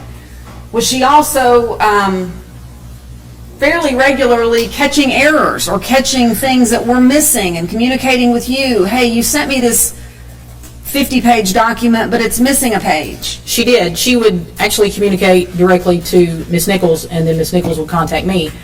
But she found some missing attachments in our case file early on. Some of the very early IRs, the attachments were just blank. And you have to remember again, in 2011, scanners, we had one scanner that you could do one piece of paper at a time, and our admin assistant would do that, and we had one that was pretty new. I don't know this for sure, but I suspect that she put the page in backwards, and when she scanned it, it scanned the back of a blank page versus the front page of the document. So when she brought that to our attention, we had no idea that that had happened. When she brought that to our attention, I provided what she needed to ADA Nichols, and then I went and had it corrected in I&E so it was there the next time if somebody needed it. Did Dylan Adams or Jason Kilzer testify at trial? No, ma'am. Did Dylan Adams' attorney attend the trial? If I you believe he recall. did. I believe he did. I believe Mr. Maddox was here. I don't know if he was here for the whole trial, but I believe he was here for some of it. All right. Let me quickly cover this with Terry Britt. When you all, the court has heard testimony of the wiretap that was put into his home that he shares with his wife, and a little confusing testimony yesterday when Agent Viveros said that this was the first wire that the state of Tennessee had ever done. Is that accurate? No, ma'am. Okay. You've done many, correct? The state has, yes, ma'am. It was the first time we had put a listening device into a person's home. Into someone's home. Yes, A ma'am. listening device into someone's home. Yes, That ma'am. was what was the first thing. And when that was all installed, and I'm not asking you to share how that's done, but when that was all done, at that same time, there was a search warrant obviously executed, right? Yes, ma'am. That's how we installed the listening device, was through the execution of a search warrant. And when that search warrant was executed, the locks were cut on the Brits storage units, or whatever you want to call them. Is that correct? Yes, ma'am. I don't remember if the key couldn't be found or it didn't work or whatever, but the FBI ERT team that was there, they did have to force entry into, I believe it was a shed or maybe a trailer that was on the Brits property. Okay.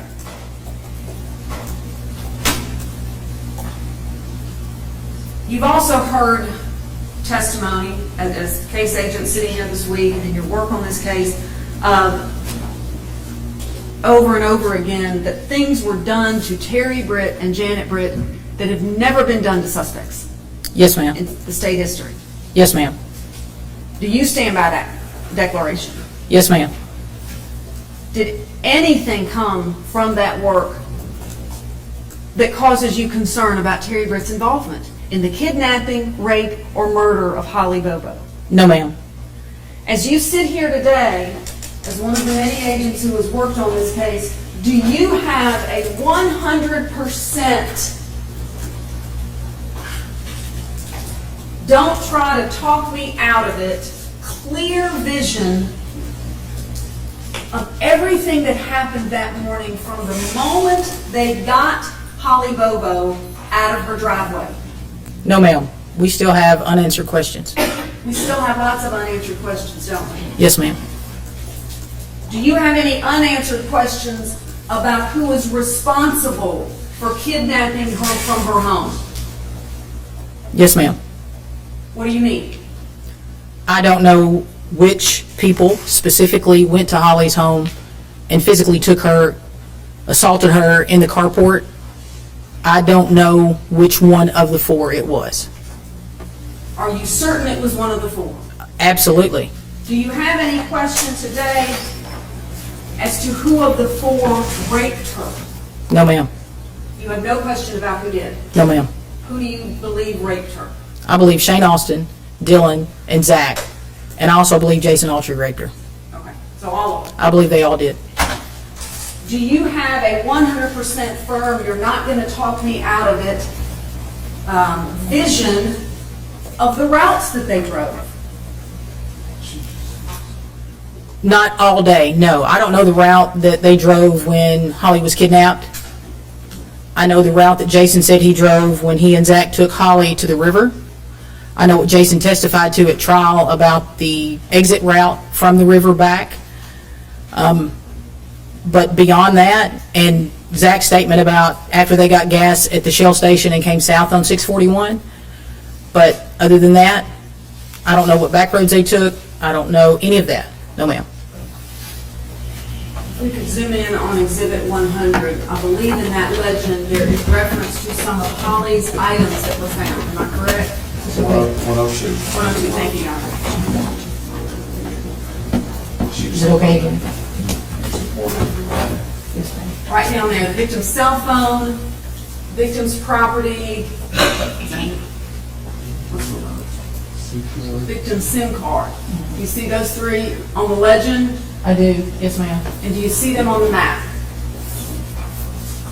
So, SIM card and cell phone, and then Holly's property was further north at her body recovery look. Some of this near Shane Austin's grandmother's house on Yellow Springs Road. How far from Shane Austin's grandmother's house on Yellow Springs Road was property of Holly Bobo found? Just in the front yard, basically, right along the roadway. Farther than I'm standing from you, or closer? Probably a little bit further, but not much. Back here? Roughly, Is this the distance between Shane's grandmother's house and the victim's property? roughly. Okay? And what's your best guess as to what this distance is? 25 feet, All right, thank you. And where is that on the map? right here. All right. And then I believe, is there another reference to her property? Well, what's the blue? Yes. That's more of her property? Yes, ma'am, that's I don't remember the name of the road, but we found her lunchbox and a school book and some other things in a creek in that area. And where was Miss Bobo found? Here, just north of I-40 at, there's a cell phone tower there. And along with her remains, we found her purse and the contents of her purse near where her body was found. What did they get rid of first? Her phone? Do we know? No, ma'am, we don't know. Did they kill her first and then get rid of the property? Do we know? No, ma'am, we don't know. Well, what about the SIM card? When did they dump the SIM card? Do we know? No, ma'am. Do we know if any of it was dumped before or after her death? No, ma'am. Do we know when her body was thrown there? No, ma'am. Do we know how long after they murdered her that they threw her body? No, ma'am.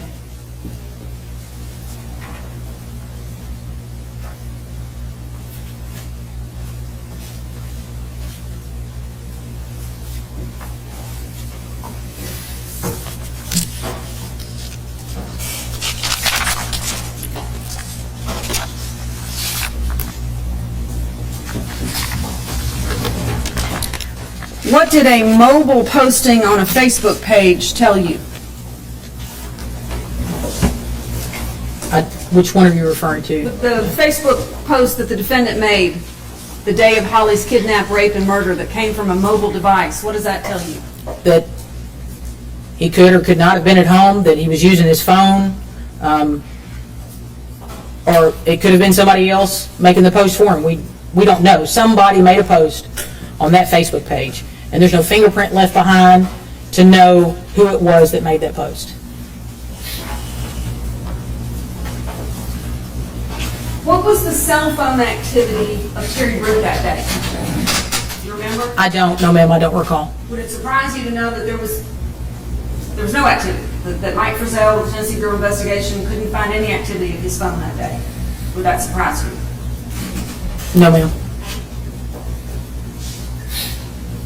The cell phones of Jason Autry and Zach Adams were together on Birdsong. Let me make sure I get this time right. At 9:42 to 10:36 a.m. Is that correct? I don't recall the times, but I know it was in the morning hours that their phones were in the area of the river, of the Tennessee River. And where is that on the map? On the right-hand side, the blue that runs north and south, that's the Tennessee River. And before that, their phones, minutes before, their phones are pinging off of Birdsong. Their phones and the victim's phone are on the truck stop tower. Is that correct? I don't remember where their phones were. No, ma'am. Would it surprise you to learn that? No, ma'am.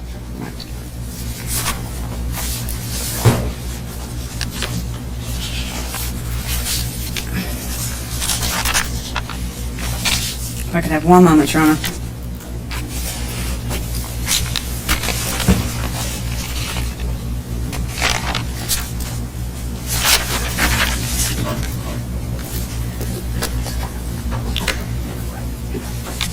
How many cars did Zach Adams have access to? A fleet of them.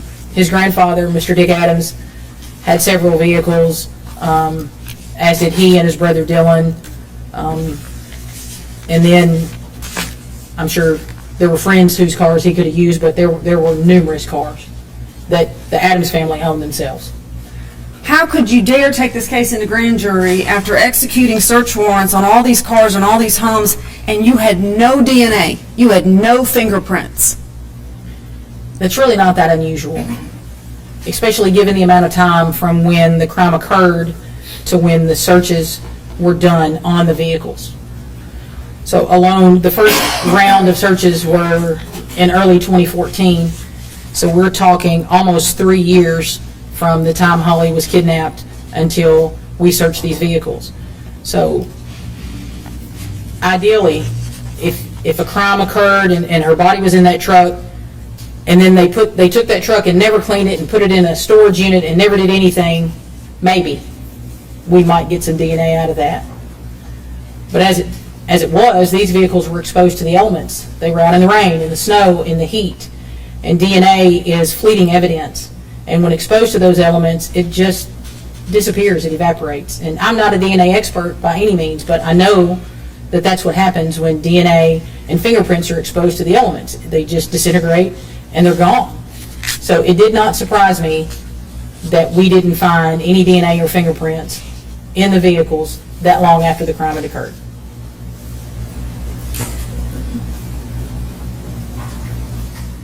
Did Victor Densmore testify at trial? He did, didn't he? I believe he did. Do you believe everything he says? No, ma'am. What do you mean by that? Do you think he's more involved than he's given off? Do you think he knows more?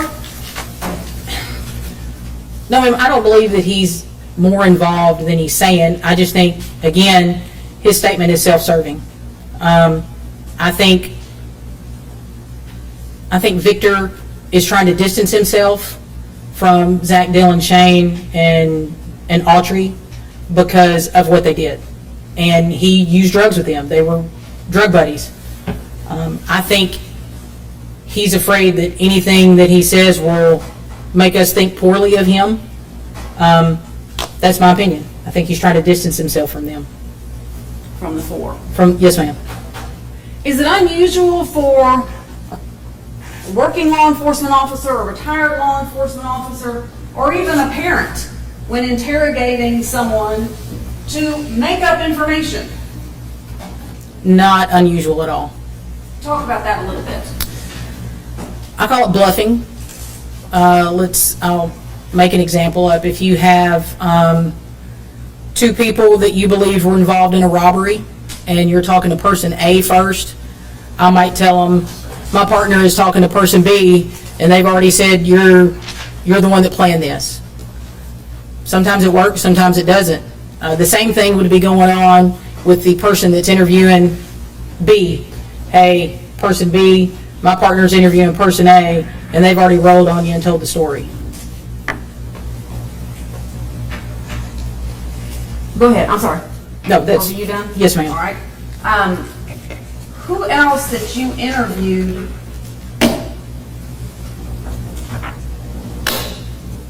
who made the statement, "I couldn't have found a prettier bitch"? I don't recall for sure. Okay. Do you recall Zach Adams making any statements about Holly Bobo? Yes, ma'am. There were numerous people that told us Zach had said things like, "I'll put you in a hole with Holly. I'll put your Holly's DNA on you. You'll end up like Holly Bobo," things of that nature. And the jury heard all that testimony, correct? Yes, ma'am. There were several people that testified about the things that Zach had said to them. The court heard Terry Dykas's testimony today, and the list of evidence that he has, that he believes proves Terry Britt's guilt, was one, that David Byrd saw Terry Britt driving up and down the road a lot. Do you remember that? Yes, ma'am. That Janet Britt didn't take her scheduled vacation day. Do you remember that? Yes, ma'am. That Janet Britt and Terry Britt were not together all day as they had claimed. Did Terry Britt lie to y'all about where he was? No, ma'am. He told us that they had gone to get a bathtub at All Goods in Camden, and they had gone to a similar place in Decaturville to compare prices and bought the tub at All Goods in Camden. And they had proof of that, right? Yes, ma'am. There was a receipt. I was there when it was taken out of the safe at the home. He also said that Terry Britt has a revoked license, and he drives a lot on a revoked license because we have video of him doing that. Remember that? I didn't know his license was revoked, but I heard Agent Dykes say that. Janet Britt acted strange at the video store with the Bobo family. Yes, ma'am. You remember that? Yes, ma'am. He said that. And then last but not least, what Beth Boswell described as Johnny Walker's Cousin Benny moment. The statement that Johnny Walker got, the big confession in this case. Did Johnny Walker run back to TBI and share his confession with y'all? Not then, no, ma'am. Ever? He wrote a memo, a document outlining why he thought where Holly's phone went, and there may have been something in there about what Mr. Britt said to him. But I did not receive that. That didn't come straight to me. I don't remember who it went to. He, in his mind, solved the case of the century from Decatur County with this confession, and to share that news with his bosses and the world and the Bobo family, he wrote a memo. Yes, ma'am.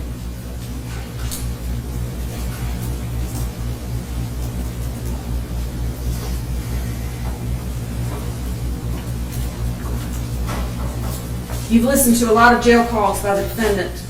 Yes, ma'am. And in one of those, I believe, he's asked about the myriad of statements that he made to people in the community. His people, his buddies, right? His running buddies. Yes, ma'am. The people that he wanted to brag to about what he did to Holly. Yes, ma'am. He's asked about those statements, I believe, by the 2020 people, right? Yes, ma'am. People that will make him a movie star. Yes, ma'am. 2020 asked him about those statements. He admitted to them, didn't he? Yes, ma'am. Owned them, didn't he? Yes, ma'am.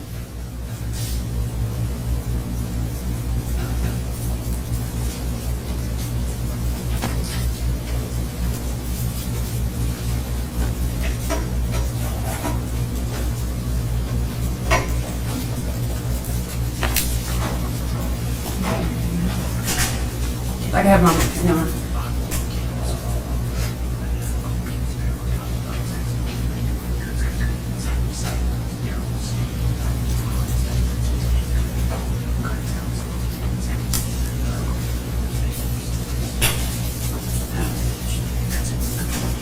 Yeah, I'll pass witness. I have one question first, Mr. West. Agent Ferguson said that Ms. Thompson was more engaged in the discovery process than any of the other attorneys. Did you mean any of Mr. Adams' other attorneys or the other attorneys for the other three co-defendants? For the other co-defendants. You can have a follow-up question to that if you need to. No, sir. I'm sorry. Cross, or I guess redirect. Were you present in court when Ms. Thompson moved for continuances because she couldn't open certain discovery? I'm sure I was, yes, sir. You have any reason to doubt she was unable to open the discovery that she said she wasn't able to? I have no reason to doubt that, no, sir. She was dogmatic into the court, to your office, General Nichols. She reviewed it. Y'all seen it, she reviewed it, right? Are you talking about the physical evidence that was in Yes. her office or the digital evidence? Both. She was dogmatic. You sent her something, she looked at it. Yes, sir. And if she said she didn't get it, or she couldn't open it, you have nothing to suggest she was not being truthful. No, sir. Were you present when she asked Judge McGinley for a continuance because one of the things she couldn't open was including V8? It had with it various videos that were labeled BP. And Judge McGinley said, I don't think you ever want to try this case. I don't recall that, sir. I could have been here, but I don't recall that specifically. Was there any effort to placate Ms. Thompson, maybe not being the most technologically sound attorney, so she could review the videos she said she couldn't play? There were, I don't remember which specific videos, but I did a report on it where she complained that, or let us know that she couldn't play it. She didn't have the right player for it. So we copied the DVD or the CD again and gave it to her again. So I don't know if the first copy of it was bad. I just don't know. I don't know the mechanics of why she couldn't get it to work, but we did, when she let us know that there was a problem, we replaced whatever that item was with a new copy for her to review. We have another break where we took a break, and before the break you said you don't know much about the cell records. After the break you say nothing about the cell records concerned me about the conviction. I didn't know about the location of the cell pings that you were pointing out.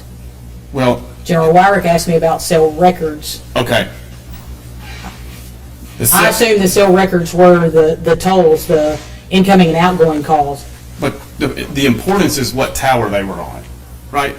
I don't know that. I don't know what towers specifically were hit. I don't know what the towers are called. Okay. Then the proper answer, would you agree with me, is there anything about the cell records that concern you about the conviction? I just don't know enough about it. No, I'm satisfied with my answer, sir.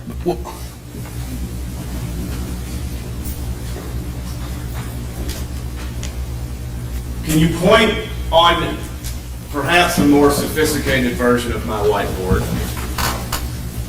and show where Terry Dykus said the remains where she was killed at the PowerPoint meeting? I don't remember specifically on his PowerPoint where he said that. Was it in the same area where John Walker forecasted they would be? I don't know, sir. I don't remember that specific part of his PowerPoint. I don't remember much about his PowerPoint. What stands out to me from that event was my conversation with Agent Dykus that I've already explained. Well, you testified on cross that he said this is where she was killed. What's the context of when I said that? At the PowerPoint presentation, Agent Dykus saying this is where she was killed. Yes. Okay, thank you for explaining that. He did. He was absolute in wherever he said her cell phone activity showed him that she was killed right here. I don't remember where he said that, but it was the absoluteness, if that's a word, of that concerned me, because we didn't know that. Her body had not been recovered. We had no evidence to support that other than his interpretation of what that cell phone ping meant. And that wasn't enough for me. from John Walker's work. Yes, yes, sir. And John Walker's work proved to be true, right? Again, Mr. Bates, the cell phone ping up there, I don't know the radius of it. So if it was 3 miles, then yes, or 2 miles. I mean, he said up in that area, and that was, her body was found north of I-40 at that, near that cell phone tower. Which, to be clear, showed a direction of travel from Miss Bobo's home on Swan Johnson Road over the next 30 minutes to just north of I-40, which means no evidence had been thrown out of the vehicle prior to that time where the victim was tragically killed, correct? I don't think you can say that no evidence was thrown out of any vehicles. We don't know that. It's never been found. It's true. Yes, sir. And the direction from where Marshal Walker forecasted it, Agent Dykus arrogantly predicted it,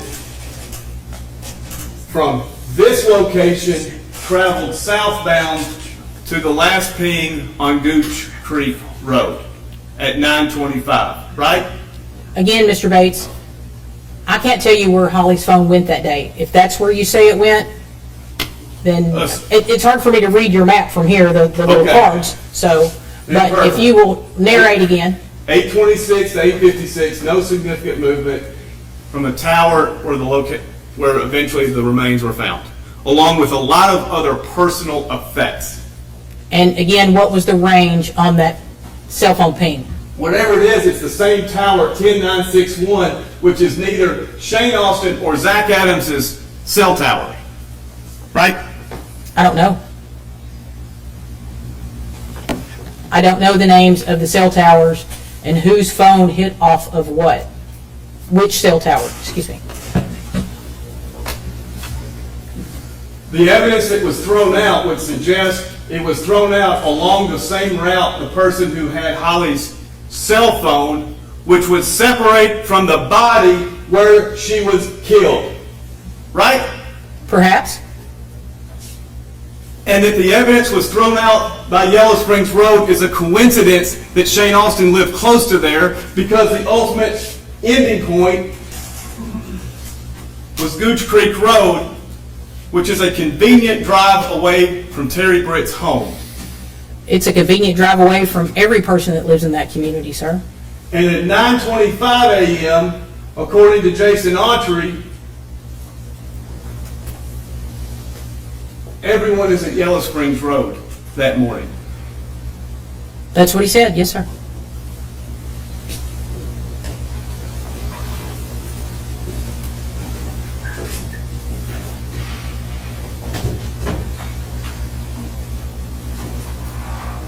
You've never seen a TBI officer taken off a case. No, sir, not that I can recall other than Agent Dykus. Would you agree that was somewhat negative for your career journey? For my career journey, Any TBI officer, they were taken off a case, that's not helpful for their career. potentially it could be bad.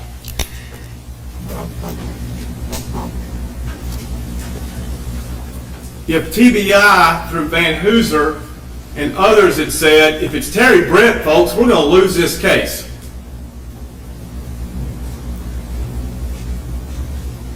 Would you agree then that what Dykus was focusing on is not whether Britt did it, but whether the case would be won?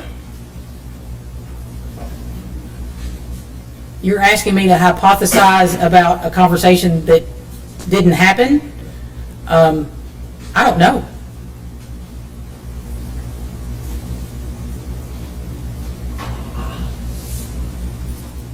You understand some cases remain cold. Yes, sir, I do. There was pressure to ensure this case was not cold. Are you asking me that? Yes. Pressure from whom? I personally didn't receive pressure from my agency, from my supervisors, from my coworkers. I never felt pressure from anybody internally, I wanted to see it. I wanted to see a resolution, and wherever the facts took us is where they took us. And sometimes, unfortunately, as you mentioned, they don't get you far enough to charge somebody. So I have cases, homicides that I've been assigned that are still unsolved. How do you define the term facts? Facts? Facts. Information that can be verified, that can be corroborated. It's true. Facts, True. facts happen, right? Yes, yes, sir. They're the Yes, sir. truth. Yes, sir. Are you aware of the fundamental virtue we place in our court system on truth? Yes, sir.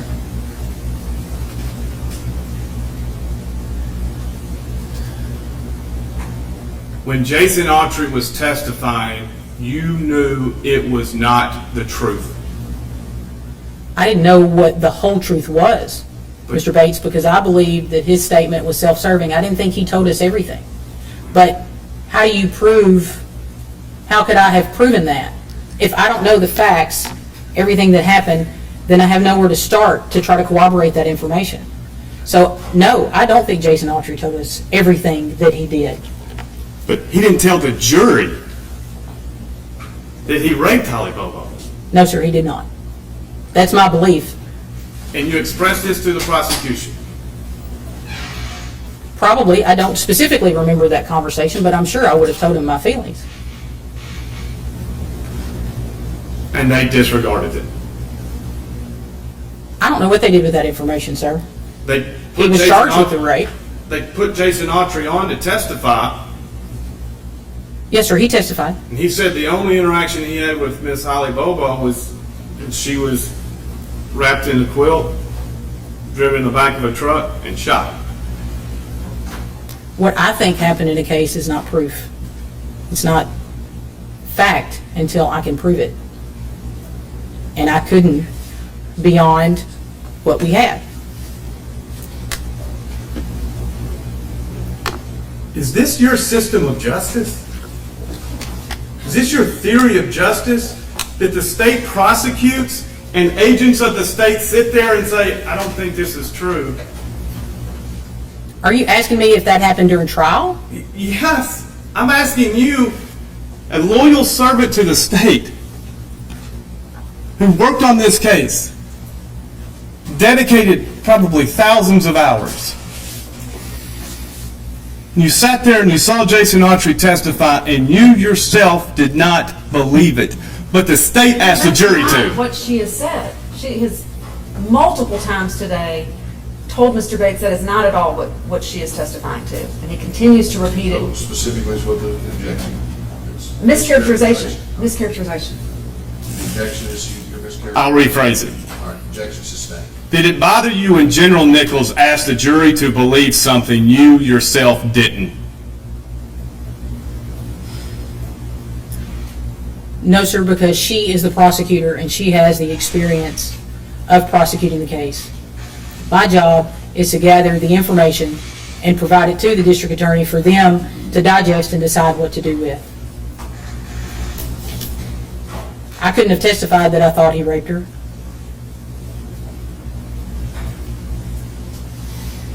Nothing further. The jury heard all that, didn't they? I'm sorry. The jury heard all that, didn't they? Yes, ma'am. And then some. From Mr. Autry. From Mr. Autry, from the, 40 plus, 60 plus witnesses that testified for both the state and the defense, correct? They heard the facts of the case. They heard everyone's testimony. Yes, ma'am. And they made the decision, correct? Yes, ma'am. Do you have any doubt today as to the guilt of Zach Adams? No, ma'am. Do you have any doubt today as to the guilt of Dylan Adams? No, ma'am. Do you have any doubt today as to the guilt of Jason Autry? No, ma'am. Do you have any doubt today as to the innocence of Terry Britt in this matter? No, ma'am. Is there a video out there, whether Ms. Thompson could open it or not, is there a video that you know of that shows somebody else, somebody other than Zach Adams, Dylan Adams, Shane Austin, and Jason Autry kidnapping, raping, and murdering Holly Bobo? No, ma'am. Nothing further. Agent Ferguson, thank you for your testimony and consent. Thank you, sir.